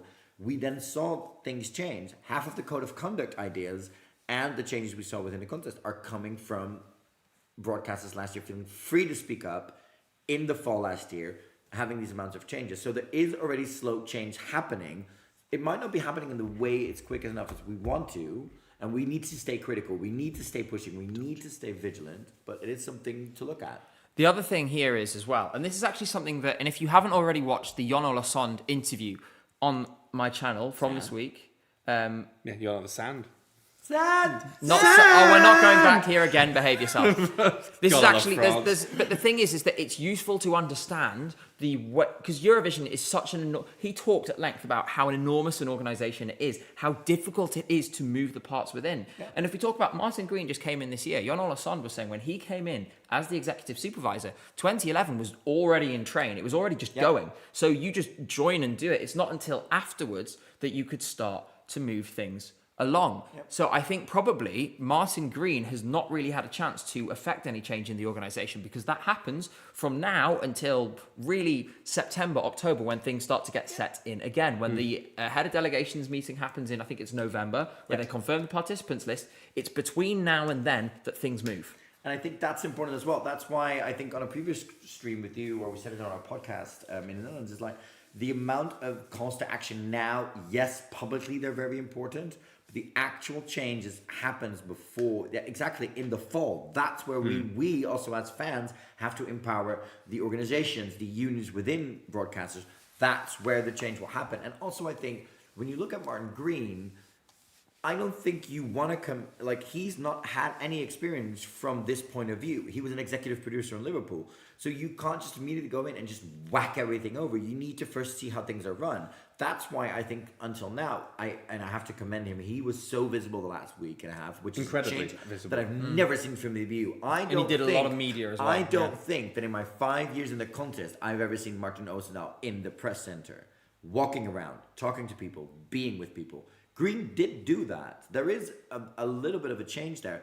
But also, you can't just come in and immediately just like changing everything over without knowing how the clock actually ticks. Mm-hmm. But I do think what's also important to focus on here is the fact that we're going to have to, there will be change coming, but we still have to remain critical. But it's not the only issue that's in there. We won't fix this contest just by getting Israel out. There's other issues that also need to be looked at, and there needs to be stuff to be looked at. This is, I think, the first on the priority list of a lot of things. So I think it will ease a lot of things. Mm-hmm. But I think one of the other things that we have to look at is the fact that I think we have to look at there is another way to get Israel out. And that is they also get unfair advantages in terms of how they are being treated here in Basel, how they've been treated last year in Malmo. They were given extra, assertions in terms of security. They were given extra leeway in terms of rehearsal schedules and stuff like that. And I think that may be something for the EBU to look into. To go, right, next year, we'll guarantee safety all along the board. If you want extra stuff, we're not doing that for you anymore. Meaning, you choose not to participate because we're done allowing you to get extra stuff out of there this year. Mm-hmm. And I think that maybe, we see the same thing with, I was in the arena yesterday. There was an insane amount of security, Secret Service every time around Yuval was anywhere on a public stage. When she was in the green room, it was fine, but the rest was always like that. Imagine if we would have that for all 37 countries. It would completely suffocate the event. It wouldn't work. It wouldn't work. So I think that's also something where the EBU just needs to look at and be a bit more firmer in going like, this is where we stand. This is how we organize this contest. If you don't feel comfortable coming, we're done giving you a bit of leeway on that. Mm-hmm. Mm-hmm. I think, stop with the kid gloves. Yeah. Says someone. Yeah, I think the thing is on the basic level, right? You have to treat you treat everyone the same, and a lot of this issue immediately, is a lot less critical. I will say as well, I think because of the way it happened this year, and I really hope, I'm trying to speak this into existence, because of how scary I think this was, not just for fans, but I guarantee you that delegations, the EBU, everyone will have been like, oh, heart in mouth. Yeah. And I think definitely, behind the scenes, I'm sure plenty of people will be saying that. And that's why all the delegations have immediately, gone and asked for reviews the following day, if that report is to be believed. This was so close, such a close call, that it may be sometimes these kinds of, you acquire big shocks and it makes stuff start to happen. I think this is put into really stark contrast for a lot of people that Israel can and nearly did win the Eurovision Song Contest, and if the juries aren't going to stop them, because the juries ranked them fairly, broadly speaking, it sort of absent of, it's actually, the jury's got a lot wrong. One of the few things they got right, that song was probably about worth that many points. Yep. Obviously, I would have rather they got none, because then they wouldn't have been anywhere near the top of the scoreboard. But if Israel sends a song that gets 180 in the jury, then you at that point, because it means that the watermark right now for Israel to win the contest is getting into the mid 100s in the jury. Yes, that's obviously an unacceptable condition. They have to fix it. So hopefully it will be a wake up call, and everyone involved with the contest will be looking at this a little differently. I think, to be honest, I am frustrated that we had to get to this point to do it, because, to be blunt, we've all been yelling to the high heavens about this for 18 months. There's been all of this stuff so obviously coming down the track that has been obvious since really December 23, January 24. It then obviously really, really escalated during the week in Malmö for a variety of reasons. And one thing that I think was a sign of the fact that the contest can evolve to deal with some issues is the fact the code of conduct came in this year. And you know what? The Israeli delegation last year, a whole litany of complaints because of the way they were treating artists, press, everything. I witnessed it, members of the Israeli delegation filming members of the press. Yep. Same. In that we were there together. We were there together. We saw this happen. And, this year... Again, and I'll say this on stream, that only happened because they were given special treatment by removing them from the delegation bubble into a different space, which made them their proximity to the press center and that smoking area closer. Yeah. Again, because they were given special permission. And why were they moved? Why were they moved? Because of so many protests from other delegations, because their delegation members. Not that we did not have those incidents this year. I suspect it wouldn't surprise me at all if there was a meeting somewhere in some room at some point between the EBU and Khan where they were essentially read the riot act ahead of this year and they went, "You are not doing this again." And I have to say, yes, there were smaller incidents in the press center this year amongst Israeli members of the press and other members of the press. I personally heard so many stories where the code of conduct was an actual way for the EBU to go towards the Israeli journalist and go, what you're doing is wrong, stop. It was applied fairly. It was applied. So I do have to give the EBU a little bit of credit on that. Yeah, and Massively. so this is the point, is that so there is a clear example there of ways in which, firstly, the preemptive steps were taken to prevent incidents in the first place, and when incidents did take place, unlike last year, they were actually dealt with. A lot of people are saying this, and this is something that I really want to dispel because it comes up a lot about Moroccan oil. I just want to be clear, right? The existence of the Eurovision Song Contest and the financial well-being of the Eurovision Song Contest does not depend on a single sort of mid-sized hair care company. Yeah, hair care company. Like, let's be serious here, all right? I'm fairly sure the contract ends this year. It does. Yes, It it was does. a 5 contest contract from 2020. They signed it. It didn't happen. So they went 21 to 25. It was signed for 5 editions. Yes. So it became 6 years. I also want to say, we see a new commercial director hired last month. Why? Clearly, that contract's coming to an end, and they're going to be looking at new sponsors, they're going to be looking at new stuff. But I do want to dispel the myth that those two things are like, you cannot tell me that the EBU at the time put something in the contract that that allows a sponsor to dictate whether a country is in or out of the contract. That's absolutely That not is absolutely not how the way the world works. That is a very easy deflection that actually is something we need to dispel. And also, it's the wrong way around as well, Yep. because the thing you need to remember, and I want to emphasize this as well, because there are some key things. People often ask, what can we do about They this? came in 2019 because of Israel hosting. So, the key thing is here, right? Each of these broadcasters, these are public broadcasters, publicly funded by the government of each country. Think of each public broadcaster as like a mirror being held up to the domestic government in that when it comes to foreign affairs. There can be other things internally that are different. I mean, we use the example of Khan being really disliked by the Israeli government as a sort of very relevant example. But essentially, you're holding up a mirror. The reason it's like that is because if the broadcaster does not have the political floor in the country it's from to actively say, well, either we're uncomfortable with this, we want a conversation, whatever else, they won't do it, because if they do, it threatens their funding, it threatens much larger parts of their organization, their model. So the way you change it is by campaigning on this issue more broadly. It's by, sort of changing governments, changing elected representatives, and so on. So those things, in a weird way, Eurovision ultimately is a product of the collective sort of geopolitical positions of Europe. Right, and that was the same, for example, with the massive support. They went out of their way to allow additional messages of support and so on for Ukraine in 2022 that might have otherwise contravened the rules. But there was a general understanding, I think, among all the broadcasters. For example, when Kalish said "Save Azovstal, save Mariupol," there was obviously general consensus that was acceptable and appropriate. And that is in part because the political position of Europe as a whole on Ukraine is very, very supportive. This is different. So you have to work outside the contest in a lot of ways to make change in the contest, because a lot of things happening here are reflections of what happens outside. Couldn't have said it better. Very good. So, we have spoken so much about this.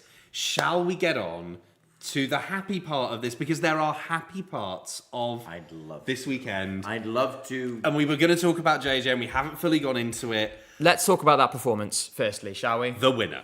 Yeah. JJ from Austria. I mean, I thought it was his best vocal performance of the entire week. Yeah. I thought it was the best the song sounded. Yeah. He was all I wanted was for his lower register to sound really secure and really convincing. And then I heard it and I was like, oh yes. Yeah. And all of a sudden I'm like, this doesn't sound shrill anymore, because the lower register is in the zone. Yeah. It makes it a more comfortable listen. And suddenly I'm like, this little door just opened. And I will say, hold my hands up and say, I wrote him off literally 24 hours before the contest. I said, I don't think Austria is winning. I think that because the rest was so scattered, Austria won. Oh yeah, absolutely. That's the thing. I want to highlight one other thing in terms of Wasted Love. Yep. Because I think this is so, for me, important in the contest, and something I've been hammering on.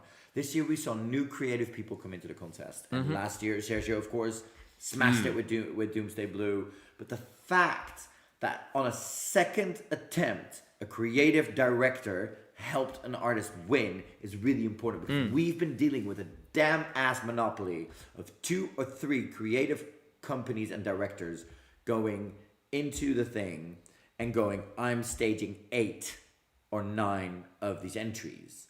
The fact that not only this Eurovision can be a platform for creative artists who are performing artists, but also creative artists in terms of choreography, in terms of stuff like that. We've seen, that kind of stuff happen. The fact that that happened shows that the contest is moving forward. And I hope delegations, because that's on the delegation side, go into it and go, can we find more creative new people that can stage stuff for Eurovision? Can we find interesting people? I have to, on one hand, one of those 3 major monopolies actually does it. 1 or 2 people that have staged stuff this year came out of the team that used to be assistants on creative stagings for the last couple of years. So it is happening, but we need to look at that as well, because that is also a platform for people. It does move forward. We do get younger people, and we do get interesting stagings because of this. We wouldn't have had a staging like this if Sergio didn't feel emboldened by what he did last year. Yeah. And I really want to jump on this, because when we talk about the staging for Wasted Love, what Sergio Jaén has done, imagine saying that someone who had had no prior Eurovision experience before becoming involved in the Bambi Thug project for Ireland last year, Sergio in that, I think, began an evolution on Eurovision staging. I think Malmö was a real step forward for Eurovision stagings in terms of how important they were. Obviously, Nemo's was a great staging. Ben Karibman did that.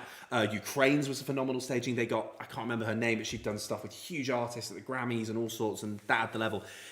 Stuff like Wasted Love staging is pushing the contest forward. And you have to remember as well, with Sergio specifically, he was involved. Admittedly, Cyprus's song wasn't one that really got through. I don't think Sergio Jaén was the one who didn't do his job in Cyprus. I think he did his job. There was an more interesting staging. It was maybe the vocal. The vocal was and not of there. course, he was involved in And the song wasn't UMK, great. and he was involved in Ish Comma, which is still, for me, robbed and the best performance of the final, at least in my opinion. Sometimes staging is simple things. The fact that they kept Erica so clean was what it needed. I'm still in total shock. And now you've mentioned it, we're going to talk about it. How on earth does that come 11th? What is it like? How on earth does that come 11th? I was so shocked. Like, I couldn't believe it. I thought she was going to get like 300 from the public. It's not fathomable. I'm mostly shocked that juries did not hear that vocal and that musical composition and went, that's good. That deserves more points. That, for me, was a big shock, because it should have been a contender there. Where you go, that vocal from Erica, the way she uses her voice, the way she also does stuff is just amazing. It should be in a jury contention. It wasn't. It's just a wild thing. My angle on the night was, obviously, Gabe, you were in St Jakob Park, you were in the St Jakob's Halle, I was in the Eurovision press room, so I've got the broadcast feed. Obviously, not as many people in there, but it's a slightly more realistic view of what most people in Europe are watching on the night. And throughout the evening, obviously, there's a lot of countries perform, and you all get a bit of noise. There's only one song on the night that had people in the press room chanting Erica, Erica, Erica. And in the Arena Plus, it went down an absolute storm. In the arena, we could not hear the next host bit, because the entire arena was screaming Erica. I think Erica may have been the loudest reception the audience went that night. Next to Spain, but that's a lot of Spanish fans. Yeah, a lot of Spanish people. And which I love you, because I have to say the Spanish fans were also the fans that were clearly also engaging and rooting for a lot of other artists and songs in there. So it's not just Spain, we just love our own thing and do that. That's very lovely about Spanish fans. But I think Finland is a point that I've already mentioned today, which is that I saw a comment on the chat. I didn't see you said it, but it was around us in the bubble loving Erica. And there is a bubble around Eurovision. I think there's a really strong disconnect between what we as a fandom appreciate from a Eurovision entry and what the general public tuning in for Eurovision just on the Saturday night, just because it's on and they maybe have nothing else to do or they've been roped into a party, are watching on the night.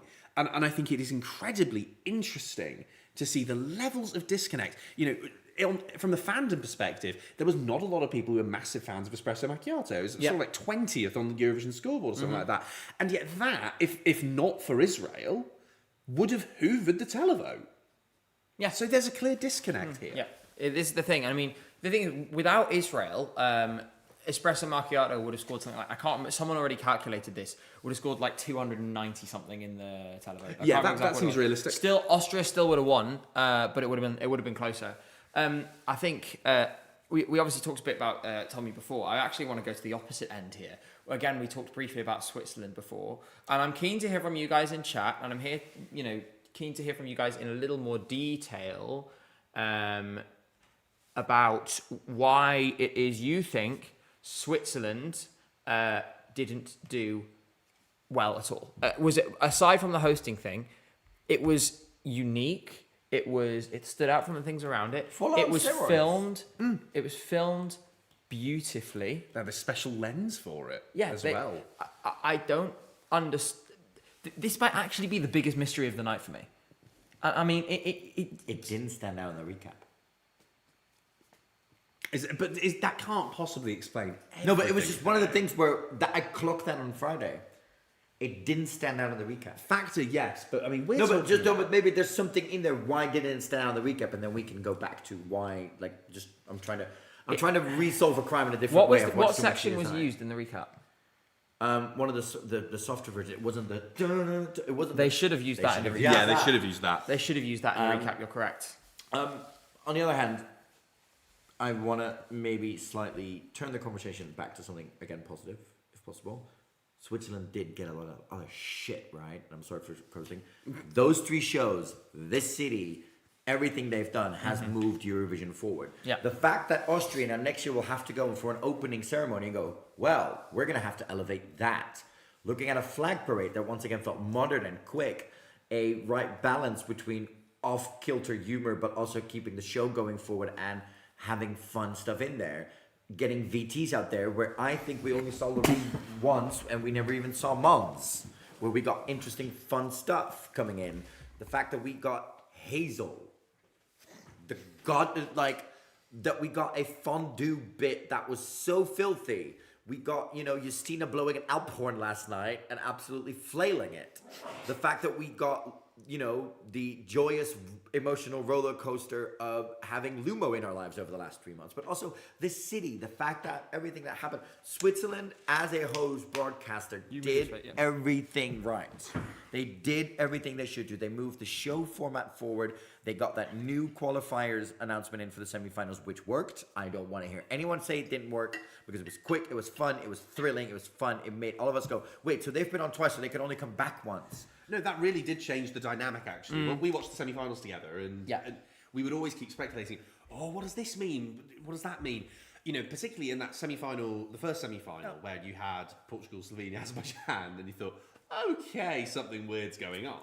But just the whole show felt young and fresh without alienating older viewers. So I really just maybe want to talk about I'll pick up Marco, who's at the door right now. Let's just put out one highlight of the shows. What was the absolute show highlight outside of competition stuff? Outside of the contest. Outside of the contest, what was your show highlight? Because that's also where we have to do I thought stuff. the frame was a really interesting piece of stage design. Really, really interesting. We may have to do some rotation here because more than 3 on the sofa make it a little bit packed. You go sit over. So, I think there are a few things I really loved. The fact that it was from the broadcaster side that they said we want to do this Carrier versus Baby Lasagna thing. That didn't come from those 2 artists deciding to work together. The fact that they put that together, and that was such an amazing. That was one of my favorite really interval worked. acts ever. I'm looking forward. How are they going to? If they're doing the whole People's Champions things face off, I'm looking forward next year. We have Carrier, Baby Lasagna, and Yuval Raphael facing off against each other on the 2026 Eurovision stage. No, Just imagining that. Yeah, one thing I would say in support of this contest, this Basel contest, is actually the way the city has embraced Eurovision. I think is at the very least equal to how Liverpool embraced it. Obviously, we're Brits, so we were up there. We know exactly how they did it. I think the entirety of Basel has become Eurovision fever in a way. Everyone has really embraced the contest here, and I think up until that 10-minute spell on the Saturday night, I think the vibes were good. I think everyone was enjoying themselves. I think we were enjoying having a much more normal contest than we've become used to. Obviously, we're now in a situation where the conversation isn't as normal, but even so, that cannot be blamed on the city of Basel. That cannot be blamed on SRG SSR, the host broadcaster.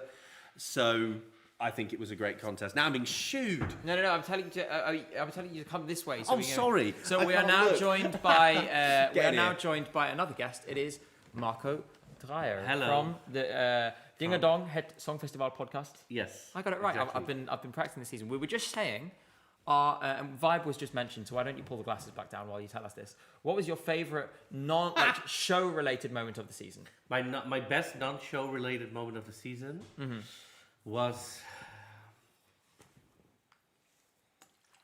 Can I say just going to the museums here? Yeah. That's Which fine. for me is absolutely wonderful.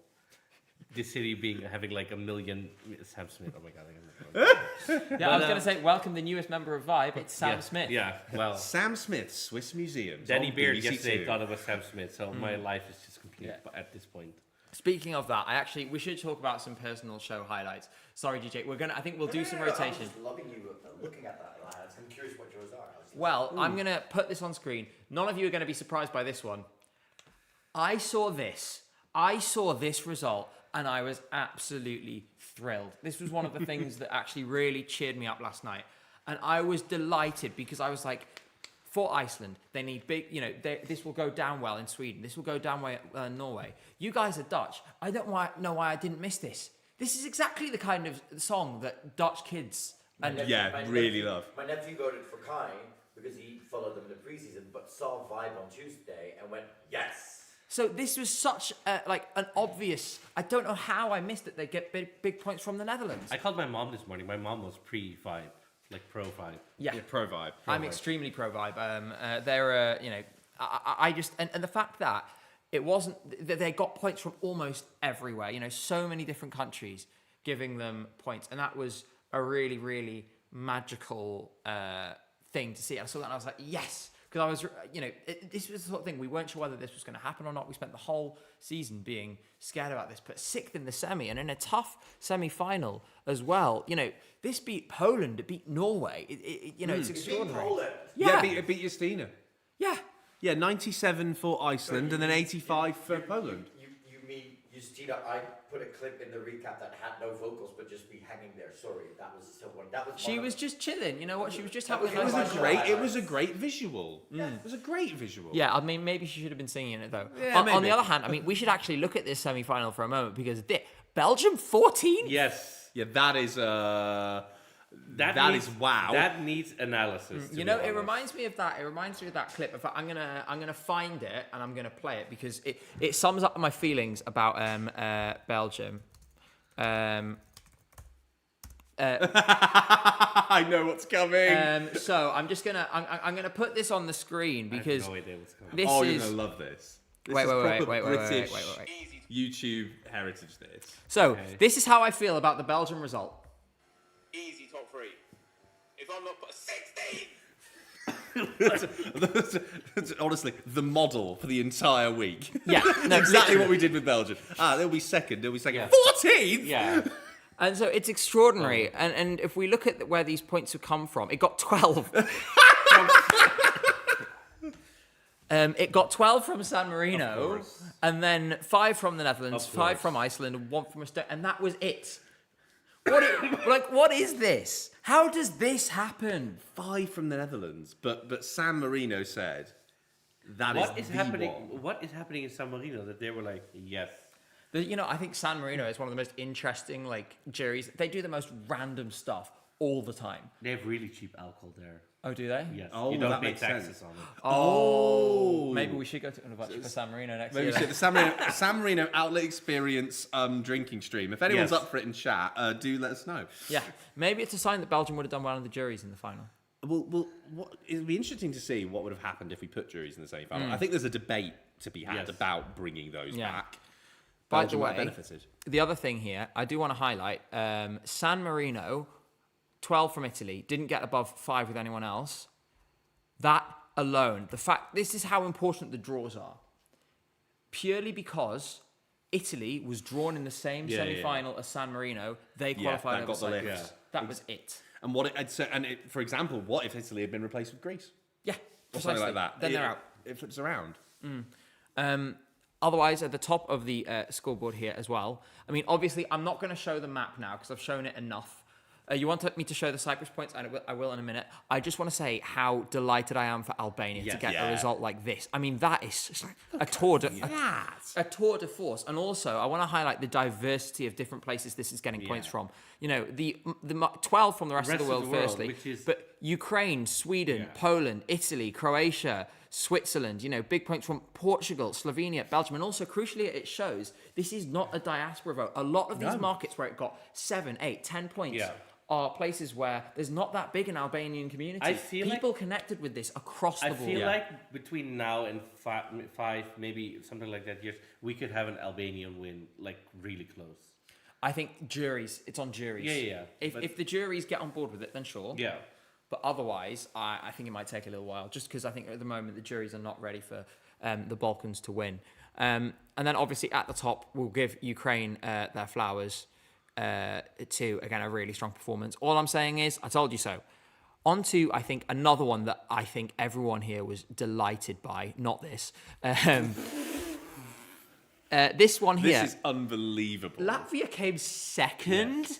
Second in the semi-final. I was here a few weeks ago being like, well, at least they have Lithuania. So Yeah, they might get in. Again, like the diversity of different places. That British flag is upside down, by the way, I'm pretty sure. It is. What's the thing about? To be fair, we How are in can you distress. tell? You fly a flag Yeah, that upside was down it. if you're in distress. And So the I wonder what United that was. Kingdom How is very can you much see in if it's distress. upside down? It's the same. No, right? it's these lines. They look. You Yeah, don't, it's on the different I orientation. couldn't tell you which way round they're meant to be, but if I see it and it's wrong, I know. You know. So yeah, 55% chance to qualify moment, according sit to the with odds. that. Yeah. And they took points from everyone. I mean, you know, and again, like the diversity of the different markets, you know, all these different places that gave them points. I think it shows, especially in semi-finals, people really reward the thing that's interesting, the thing that's, you know, unusual, the thing that's very different. Maybe they feel like they have. Sorry? Staring at me outside the window. You can open the window. Open the window. Open the window. Yeah, you can let the cat in, yeah. I'm not sure if this is the right cat. It's the right cat. Just open the window. Maybe I feel like people feel like they need to take the place of the jury, so that's why they vote differently. Well, it's interesting. It's curious. I guess it depends what connects with people. Obviously, their vocals were stunning. Some people just want to see really glorious vocals, and the visuals perfectly done. This is an example of getting everything right. Art cinema. In my opinion, I want to just highlight. This was another one that people were a little unsure about. I said this before. They have the UK, Ireland, and Latvia. They're going to be fine. 10, 10, 12. And to be honest, again, if it weren't for the Israel political voting, it would have been 12, 12, 12. Yeah, yes, absolutely. And that would have been 36 points already. There was never any chance of this not qualifying. This is, by the way, just to be clear, this is a cat in terms of an actual cat. It wasn't ESC cat, like clawing at the window. Because a few people in chat were being Yeah, like, we're going, ESC is he cat's it? No, we're looking at the cat now. Easy cat's been everywhere in Basel, so amazing. Oh, yeah, no, she's been doing loads of stuff. It's really exciting to see this week. If you want, I can show you guys the cat. Wait. Now, this is the best content of the day, by the And you way. can also see all the crap on the floor, like my spare HDMI and so on. Maybe the cat sometimes comes on this sofa, so maybe we'll come back to the cat later. Oh, I've accidentally left marker out the shot. There we go. Yeah, that's a bit better. So yes, now there may be more cat content to come. Guys, did you have any highlights from the semi-finals? Anything that was particularly good or particularly lower than you expected that shocked you? I mean, Malta 9th is something I look at here. I mean, Malta was a big surprise, not just in the semi, but in the final. 8 points in the final. Yeah, it didn't seem to click. I mean, is that a case of too much. I don't know, too much diva. I mean, what's the thing that's stopping that from connecting? I think, to be honest, I wasn't sure whether I was going to touch this third rail today, and I think actually there's better creators to have this conversation. So I'm just going to mention it because I think it's a factor. And people like Alicia Michelle have talked about the lack of black representation, for example, among Eurovision press. Claude did badly in the televote in the final as well. And I can't help but wonder, maybe I'm being cynical, that there is a race element to this, Yes, that people I've talked feel about this before, yeah. feel less inclined to vote for black acts over, in the contest. Look at Malta and Destiny, Destiny, perfect example. Jimmy Cass top of the odds, and then it didn't land in the televote. If it's too black, like even presenting, then yeah. There is, if there isn't already an ESC Insight article on this, like to delve into statistically, I would love to see it. But I also think there's Our own Jean-Guy Macron. Yep. Who There's 0 It's points. happened, I think there's Yeah, some- go on. Yeah, I'll tap and out. also, by the way, and this is another thing, the way that the language that Changu used was mocked. Yeah. People were like, haha, funny broccoli song. That was really sad Yeah. to see. Anyway, I'm going to, like I said, I'm going to refer you to the work of Alicia and others to go more into depth on this because they know much more about it. This is the instinct. You keep seeing it. And at a certain point, you have to stop saying, "Oh, well, I guess people just didn't like the song that much." You start seeing a pattern. Yeah, I do think with Malta there was something else. I think what made her win MSEC was the fact that the storyline was she's a regular girl discovering her diva. We, again, this is a bubble thing. We got the whole diva down joke thing. The thing was that A was visually too much. There was not one focus point. It was the lips. It was the visuals. It was her. It was the bouncy balls. It was everything. But also, she showed up to a semi-final rehearsal with bleached eyebrows and stuff like that. It was too powerful diva. And I think it's the same thing we saw, which was the argument we heard with Belgium.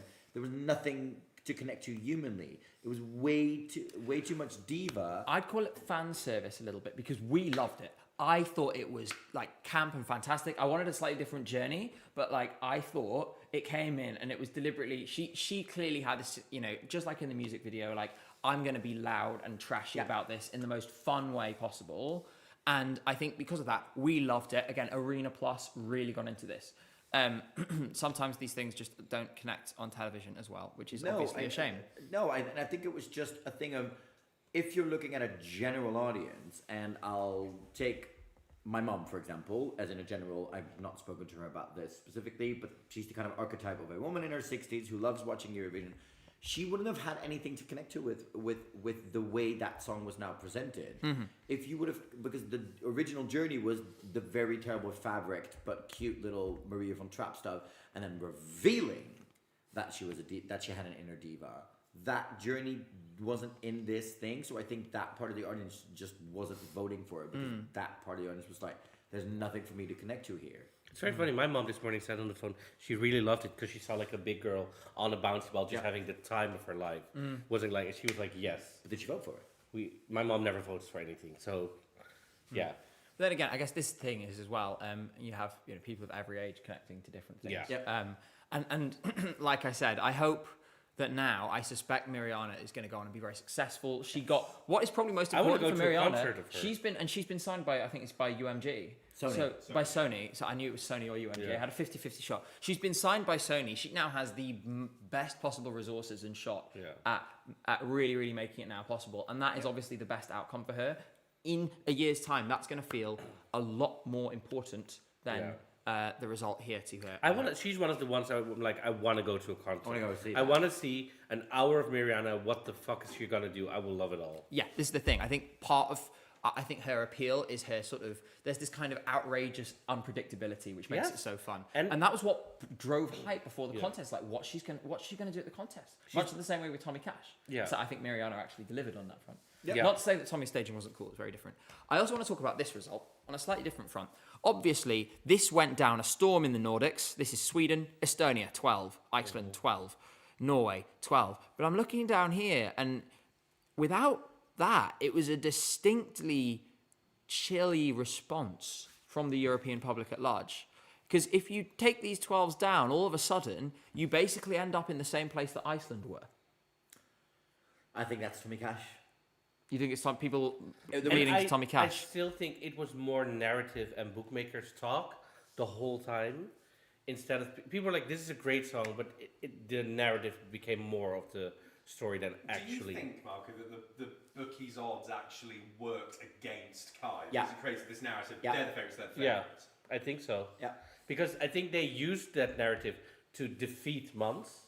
And then they were like, okay, so then, because Mons was like the name, Yeah. once they beat him, they were like, okay, this is the name we all need to defeat. But without Yeah. Mons, it was like a completely different There is a story. crucial narrative shift here. At Melody Festival, and they were the plucky underdog. Yeah. They got to Eurovision. They As spent like the the- whole season as the Yeah. overwhelming favourite. Yeah. It's a totally different Yeah. position. Yeah. If they'd come in as a plucky underdog, I think Yeah. they would have done a lot better. Yeah. And I also think, with Kai, the concept remained the same, and I think a lot of, because they were the bookies' favorite, that was heavily featured on everything else. So a viewer was not discovering anything new. That was Marco's kind of a point earlier in the week, where because that clip of Melfest was so heavily featured on a lot of broadcast to general audience programming outside of the ESC bubble, a lot of viewers went, "Oh yeah, that's that." Done. But even End of in, point. even in press, everybody was still, oh, we need to talk to Kai. This week started, all the acts started coming out. They did the same, so all the press was like, "Wait, yeah, we know this. We need to talk to everybody else."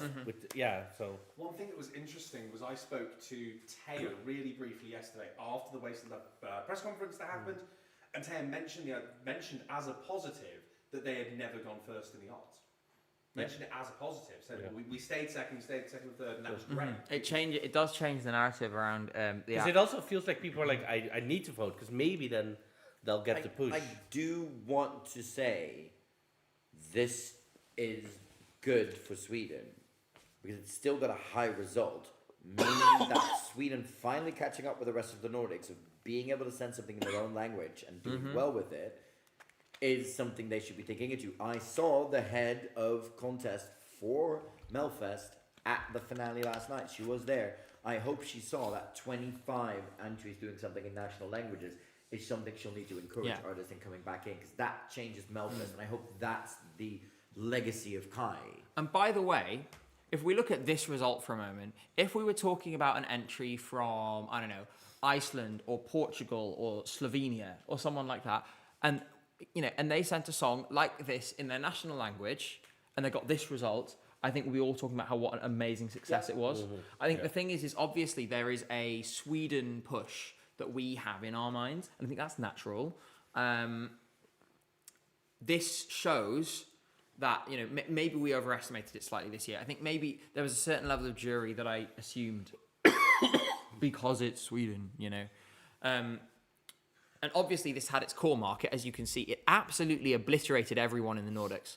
Although Iceland, it didn't get 12 points from Iceland, interestingly. Points from Iceland, as you can see, got the 12 was, where is it? There, Poland, which is because the second biggest, there's a massive Polish diaspora in Poland. Not in Poland. There is a massive Polish diaspora in Poland. No, I am correct that there is a lot of Poles in Poland, but that wasn't exactly what I was meaning to say. But yeah, so I think this is a fantastic result, and they should be really proud. Exactly. I mean, the song was in Swedish, Really? First time this millennium. It was 98. So tired. I'm so tired. Right, we have a bit more time, and they want a poll. About? I don't know what they want a poll about. Los Conto. I don't know. Not Plus Conto. If you have an idea, then hit me with it. I'll have a poll. I know I did, but I know I don't. You're killing us with attention. Brain, listen. You should I add- have been here for 15 days making Eurovision content, getting stuff Okay, done that fine. I've never You done should- before. And it's nothing to do with the fact that you went to bed at like 8 a.m. after a full night at Europe. You should 6 ask him a.m. if you because- wore the Mariana Conte panty to the I final, didn't. as I he did promised. not. I did not, because I value comfort. And breaking promises. They looked very comfortable. Okay, I'm going to do a poll then. I am going to do a poll, and I think what we will do is I have one. that. Go ahead. Have we reached the high point? Have we now reached the conclusion of Garg? No. No, we should. No, do a poll. Is Garg over? Should we just like? Garg so over or so back? Is Garg Jova Oh my God, Garg over party. See? more back than ever? Right. There we go. There I feel like you need to That's do a such a live stream stupid on a poll. treadmill at one point. That would be. I mean, I could probably run for 10 minutes on a treadmill without speaking. Maybe no more than that. I could run. I can run like 40 minutes on a treadmill. But if I'm speaking all the time, it's not going to be very long. But yes, I am a stay alive. I am going Garg to is run. a state of mind. It's a secret superpower you were born to find, love. Very good. Very good. No, that's literally in chat. No, I know, but you said. I just want to say there's a few. I want to sort of ask who we think is the biggest, who we consider to be the biggest underachiever in this final.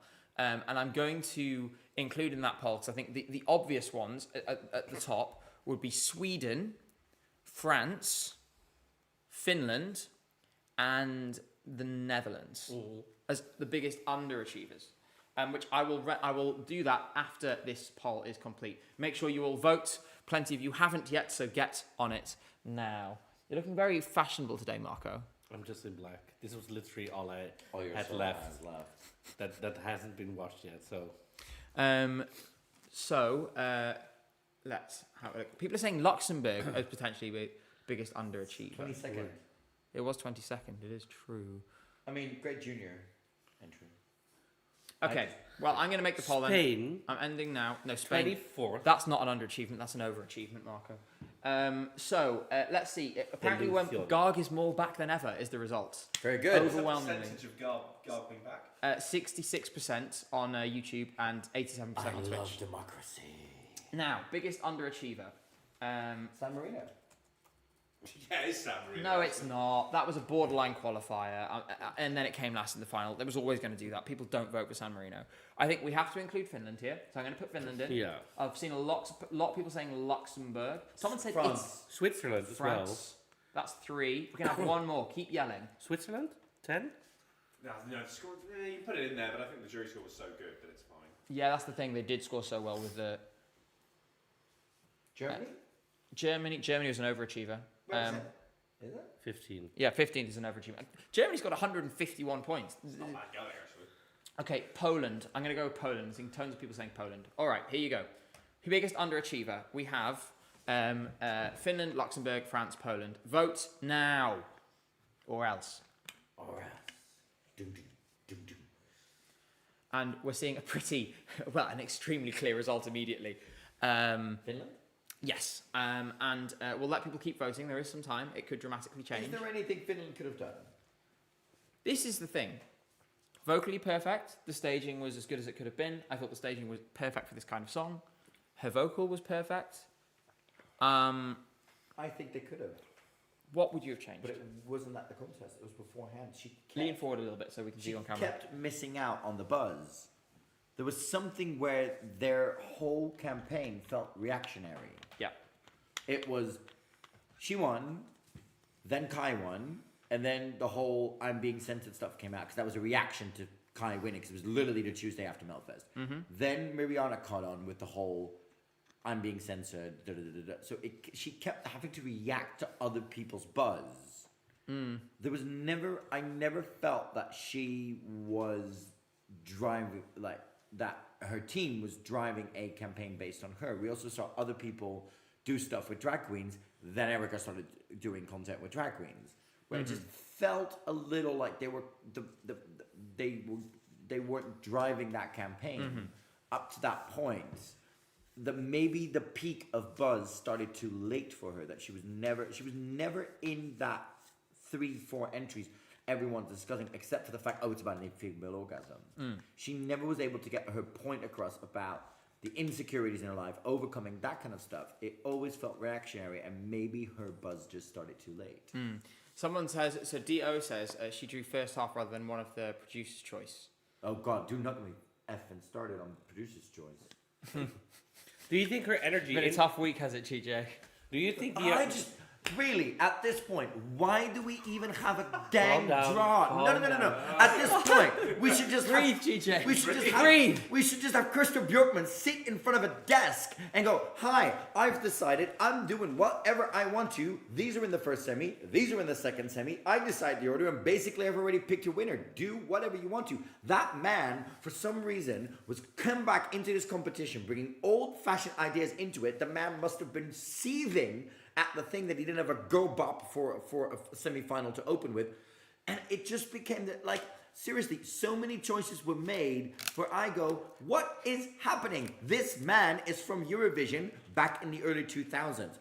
Get someone new in, get a young, new, fresh producer in, someone that has produced a contest in the last couple of years, probably someone from Liverpool, maybe someone who did Sweden, maybe someone who did this year, and goes, you're going to be in charge of that running order, you're going to be a contest team, because also, let's be real, Christer Björkman allowed France to have a 4.5 minute build-up of a stage act. That is absolutely against the rules of fairness in this damn competition. You cannot tell me, and I loved France's entry, there's nothing to knock on France, but they came into a heads of delegation meeting in the beginning of March, and they went, this is what we'll do.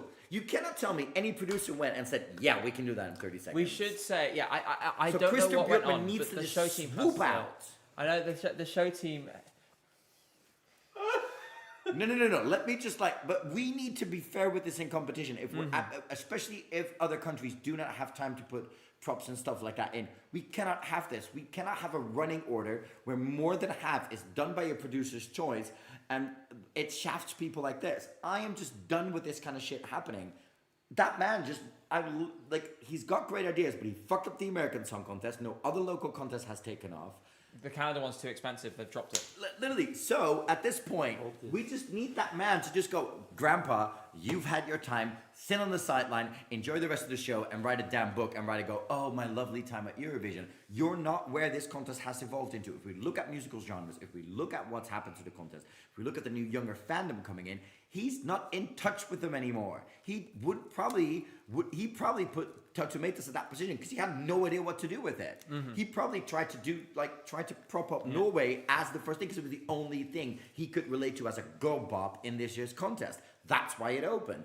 He probably wanted San Marino to close, was then told you can't do that because you can't switch over between France and things. They went, right, I'll switch it up and do Albania at the end. Yeah, I think It's just that man is out of touch where Eurovision and music and TV is at now. And at this point, we just need to find a new person they're in. And I hope this summer he gets there's out. a couple of interesting suggestions for this, actually. I think But I had a lovely time in Basel this week. I feel like you really needed that. I feel like that was a lot. Because you've to me- been thinking about this for a few days. Because it doesn't make it fair to all these countries. We need to, there's a couple of things where indeed it has to do with money, it has to do with creative resources. But there's countries that are not getting the same chance to be in this type of contest.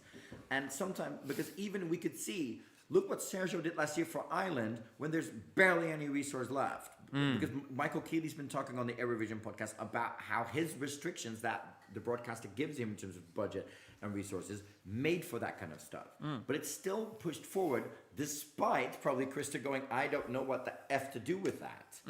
You need something slightly more open. One thing I will say, the interesting name that was suggested, Matti Muluaho from UMK was suggested as an option. I think that's definitely one of the ones I'd look into. There's others as well. It's certainly a conversation that really needs to happen. That is the most passionate I've ever seen you. That was a full-on burst of emotion. By the way, chat. Everyone agreed with you. No, Everybody agreed with you. Top 10 crash. No, but it's so important. This is because also it was so I've been following this contest for a long time. We were so blessed to come in the first year with Twan as a head of contest in the Netherlands, and he spoke about it so many times that these things are important to the contest. To be equal, to give everyone equal time, to be. To go right, this and this is happening. How can we make sure that even if you don't have the resources to buy a big prop, how can we help you stage an act? How can we do stuff? If we want everything to be staged equally and done equally, that needs to happen. You need to, because also when you do a talent competition like that, yes, you'll have favorites, but you'll all have the same staging and resources. By the way, we're just running a poll now. Who should decide the running order? Your options are Matti Muluaho, Garg, GJ and Marco, and James the Model Stevenson. I'm getting 0 votes. You haven't got 0, not quite. Oh, wow. Thank you, Liz, for the membership, by the way. I really appreciate that. And Dio for the 5. I think I might have said that one before. But I can't remember. Okay, so we see you lead because, of course, there were on your stream. What would you have had open and close the final? Okay, am I allowed to break out of the... Am I allowed to break out of... Producer's choice first half. Second. Yeah, what would you have had open and close this show to show where Eurovision's at in 2025? Opening is difficult. Opening is really difficult out of this. I would open with Germany. I've opened with Latvia. Latvia crossed my mind. I would have opened with Luxembourg. I was also thinking Luxembourg. Because of the shot with going out of the thing. Yeah. It visually shows what you're doing. And you have that big brum at Yep. the start. You know, it's quite. It feels like an opening number of a Yep. musical or something. Do, do, do, do, do. Yeah, it works really well. I would have closed... No, which would you have closed with? What would you have closed with? I closed the show with Tutta l'Italia. Interesting. Yeah, Tutta l'Italia, because you want a fun party song to end the night because it just it gets people's energy up again and then they stay for the intervals. What would you have done? I would end with what the hell just happened. Oh, Just actually, for the just about the whole Eurovision. I think it would just be so funny. Yeah. If I'd have had the option, I'd have ended with Voyage, actually. 25 really, like, high energy songs, then you end it with your hometown entry, just singing a really quiet ballad. I think it just brings the energy down for the intervals a little too far, which is why I wouldn't put I would Voyage have. at the end. I would have ended with Vibe. Also very good. I would have. Oh, ended- yes. The only reason I wouldn't have because a younger audience would have maybe not all seen it. Yeah. But ending with Vibe, it was just something that again in the room kicked off, and I think it surprised a lot of older Eurovision fans how much they in the end really liked that song and what it did to it. James, what would you have opened and closed with? Yeah, like I said, I think I'd have probably gone with like something like Latvia at the start because that's a really like nice mood setter. Also, there was that curtain setup changeover that was taking a bit long. That would have dealt with that problem, so that would have been better for the production flow. The ending, maybe Switzerland brings it down a little bit low, although I quite like the idea. Maybe Malta as a closer because that's like Diva a Not really Down. Diva Not Down would have been nice. Just I've just thought. I mean, the obvious. I mean, they did it in the semi-finals, but Come on. yeah. Well, yeah, that's the obvious one. I feel it's a cheat to say that. Yeah. I think if she closed again, would have benefited from it. Yeah, Shoot yeah. ton. But putting the same country last 2 shows in a row would have raised some eyebrows, maybe. No, I don't think so. I think you but would why? actually. I think you would actually go against, the grain of going, oh, that never happens, that never is done. Yeah, so that. But you know what? It was a fun. There was so much fun stuff in there. Marco had a lovely time doing his American impression of Esa Diva to actual Spanish people who enjoyed it. Oh, your American impression of Esa Diva, Marco. How's that go? Do it once more time, please. You've heard it, right? Like 20 times. Do Just it get it again. over with. Do it again. Una diva valiente poderosa. It's It's- Ponderosa. I think it sounds much more like It's sort an of Essex English. girl. Yeah, It's just ridiculous. It's like, but you are an Essex girl at It's heart, ju- Marco, oh, so well. it fits. What Look. what was the funny we're clearly not done talking about this Eurovision season, but I know we're getting to the end of the stream. I just want to have a little bit of a giggle. What was because we're also gearing up towards an iceberg at some point. What was the funniest, weirdest moment of this Eurovision season for all of us? Celine not showing up. Well, that weirdest, I think, because That's of the not the hype weirdest. with the private jet showing up in Basel. I thought it was funny the way everyone went, she's going to be here, and then she just wasn't. Like, that was a bit like, oh, And the VT was out on Saturday all of a sudden. yeah. No VT. And so I think there was the hype. I think someone suggested a good one. Yes. The Samantha Mumba bag of dicks incident. That is an I think- That was one. unbelievable crap. I need to get this up on screen, so I'm Googling right now. Samantha Mumba bag of dicks, and I'll find it for you. For me, it was just the amount of people not reading rules. Right, here we are. Oh, yeah, with all the songs getting DQ'd. So, So much. this was Samantha Mumba after the Irish national final. can I Special get- mention to the can I get panel. James to do it? Aside from, you want James to do it? Okay. That voice is just. Do you want me to do the do voice? it in your Do the voice. Okay. The model does the voice. I love it. The model voice, right. Go ahead. Special mention to the panel, aside from Bambi, who I stan, who not only didn't have the credentials, experience, or professionalism required, and were unnecessarily rude and vile to all the finalists, my parting gift them is a bag of dicks to slowly choke on. Would have said this in person, but they all left the green room before I had the opportunity to, unsurprisingly. So we would like to give the award for worst crash out of the year to Samantha Mumba. Yeah. GJ with a close second place for the one he just had. Listen, it's been a week and a Actually, half. the third best crash out is Gabe, is your crash out on Mark Zermelo before realising that the He had divorce just been- proceedings were underway. Yeah. Yeah. And of course, could we forget another one? And I'm going to read this one out. This was the Mons Zalmelo post Melfest crash out. So Wait. Oh shit! No, the copyrighted music. I want to put like sad piano. no, I actually made that gag the first time I read it out. So this time I'll just go with it instead. So, dear bigoted haters, that I am disappointed in the result is only a sign of health. Have you ever seen an athlete come in second and say they're thrilled? I wanted to win. It has to be okay, right? It's a competition. I am genuinely super happy for Kai, and we have so much fun together on this trip. I've personally congratulated them several times and have never devalued their contribution. And it goes on and on and on. What a load of nonsense. My favorite one may have just been, and I love the internet for the catharsis realizing there'll never be melody. Oh, on Twitter, that was really funny. It's just, but also that again, I have to give a little bit of props. The Eurovision social team this year was so clued into what us as Yeah, they were fans really on it were this year. They were giggling really on about. We're doing about. They were helped by the artists also doing their own stuff, but just the fact that they were sometimes clued in and it didn't feel like they were stealing. They were emboldening the fans with this is what was happening. That was what was happening. Yeah. Have you realized you can't be melody? Yeah. I can't be Melody. Yeah. Why? I am her. You're Sam Smith. I'm also her.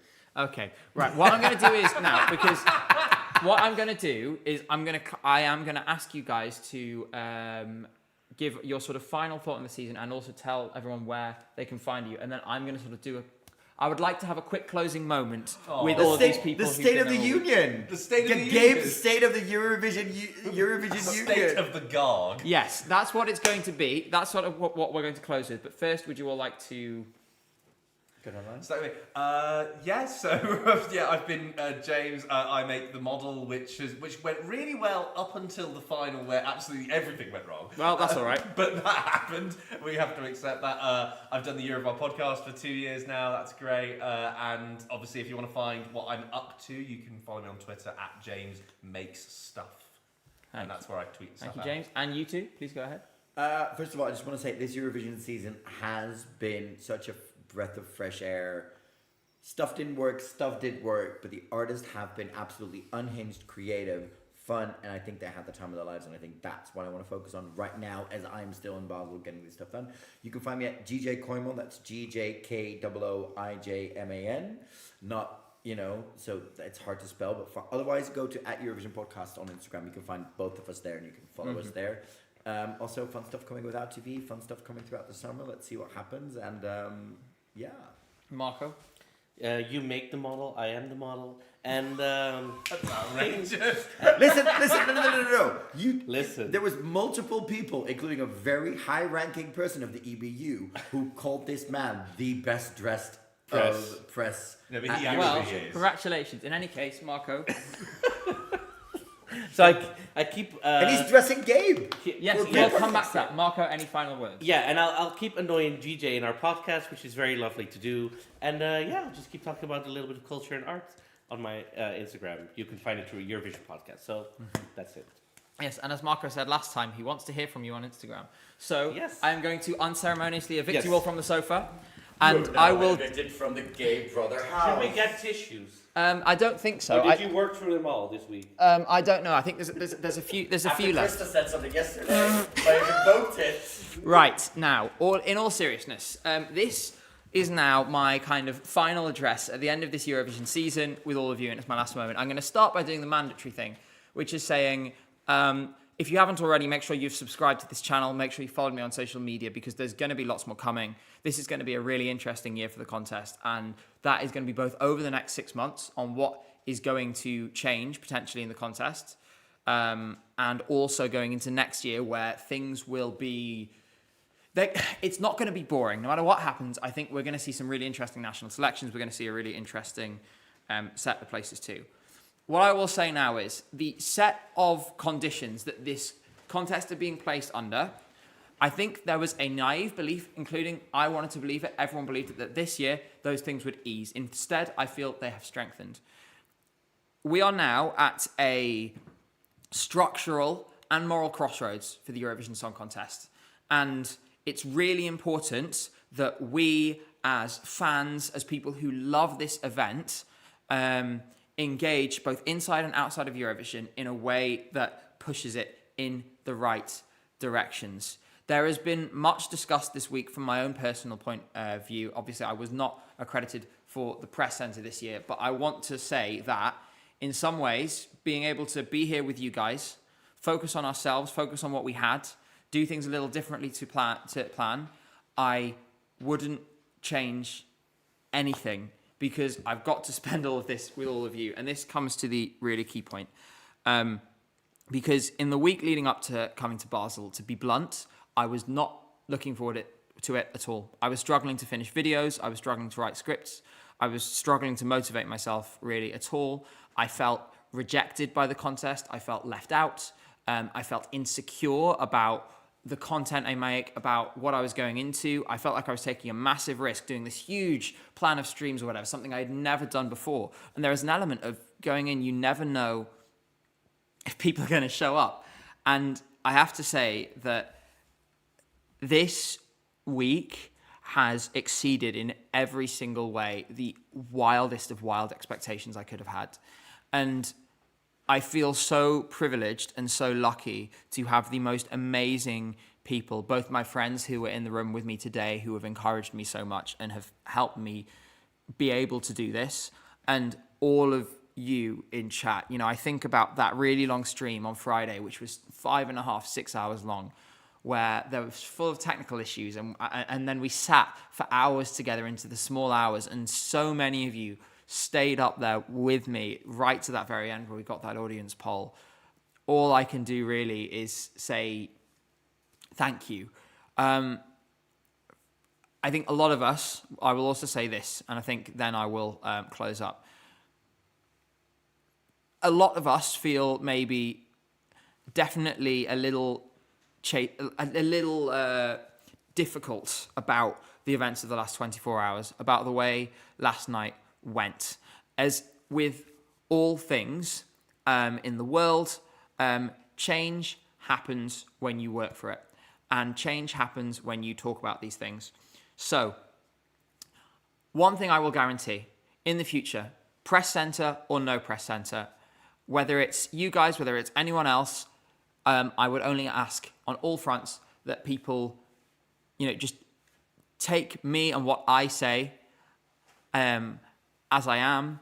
I will never change the causes I believe in, what I believe is right, in order to gain access to a room or anything else. And for me, doing the right thing is the most important thing. We're gonna continue to cover over the next year. There's going to be videos the next few Fridays. So like I said, you'll want to be subscribed to see them. We did a whole bunch of stuff last year, which was really fun. I'm of course going to do that again. But please, please, please, please remember, this contest, I almost said was, but I will still say is, about joy. It's about happiness. The reason we love this contest is because of how it makes us feel, about how it has made so many of us feel for so long. I remember being a kid, 12 years old, watching Rodolfo Cicciolaquatre and his little toy guitar. I remember seeing Zlata Ognjević and being totally bewitched by that entry in 2013. I remember seeing the contest for the first time in 2017 and being rendered speechless by the performance that Salvador Sobral gave in that room and seeing all of those 12 points come in. I remember the first semi-final of Eurovision 2023, after all those years, seeing it in my own country and being so overwhelmed with joy and happiness that it brought me to tears. Please, in the next 12 months when things are going to be difficult, remember the kid that you were that fell in love with this contest and think to yourself, what would make that kid happy? How can we make this contest as magical for all of those kids now who are watching it now and falling in love with it so that they go on the same journey that we are lucky enough to go on? And I think that is the message I want to finish on. For now, I want to say thank you. This is the end of the streams for this week. It's not the end of the season. We're going to be on Friday. There's going to be a video. There'll probably be another video for a few Fridays, as I said. In the best of times, in the worst of times, all it is ultimately is about joy. So let's find joy. For now, this is me signing off from Basel. It has been such an utter pleasure. You fucking killed it for the whole fucking week, you idiot.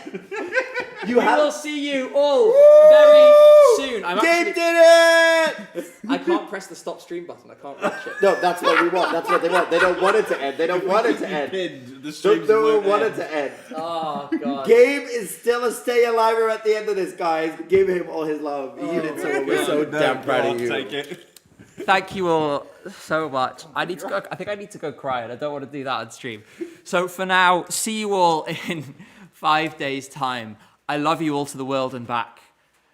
And that's it.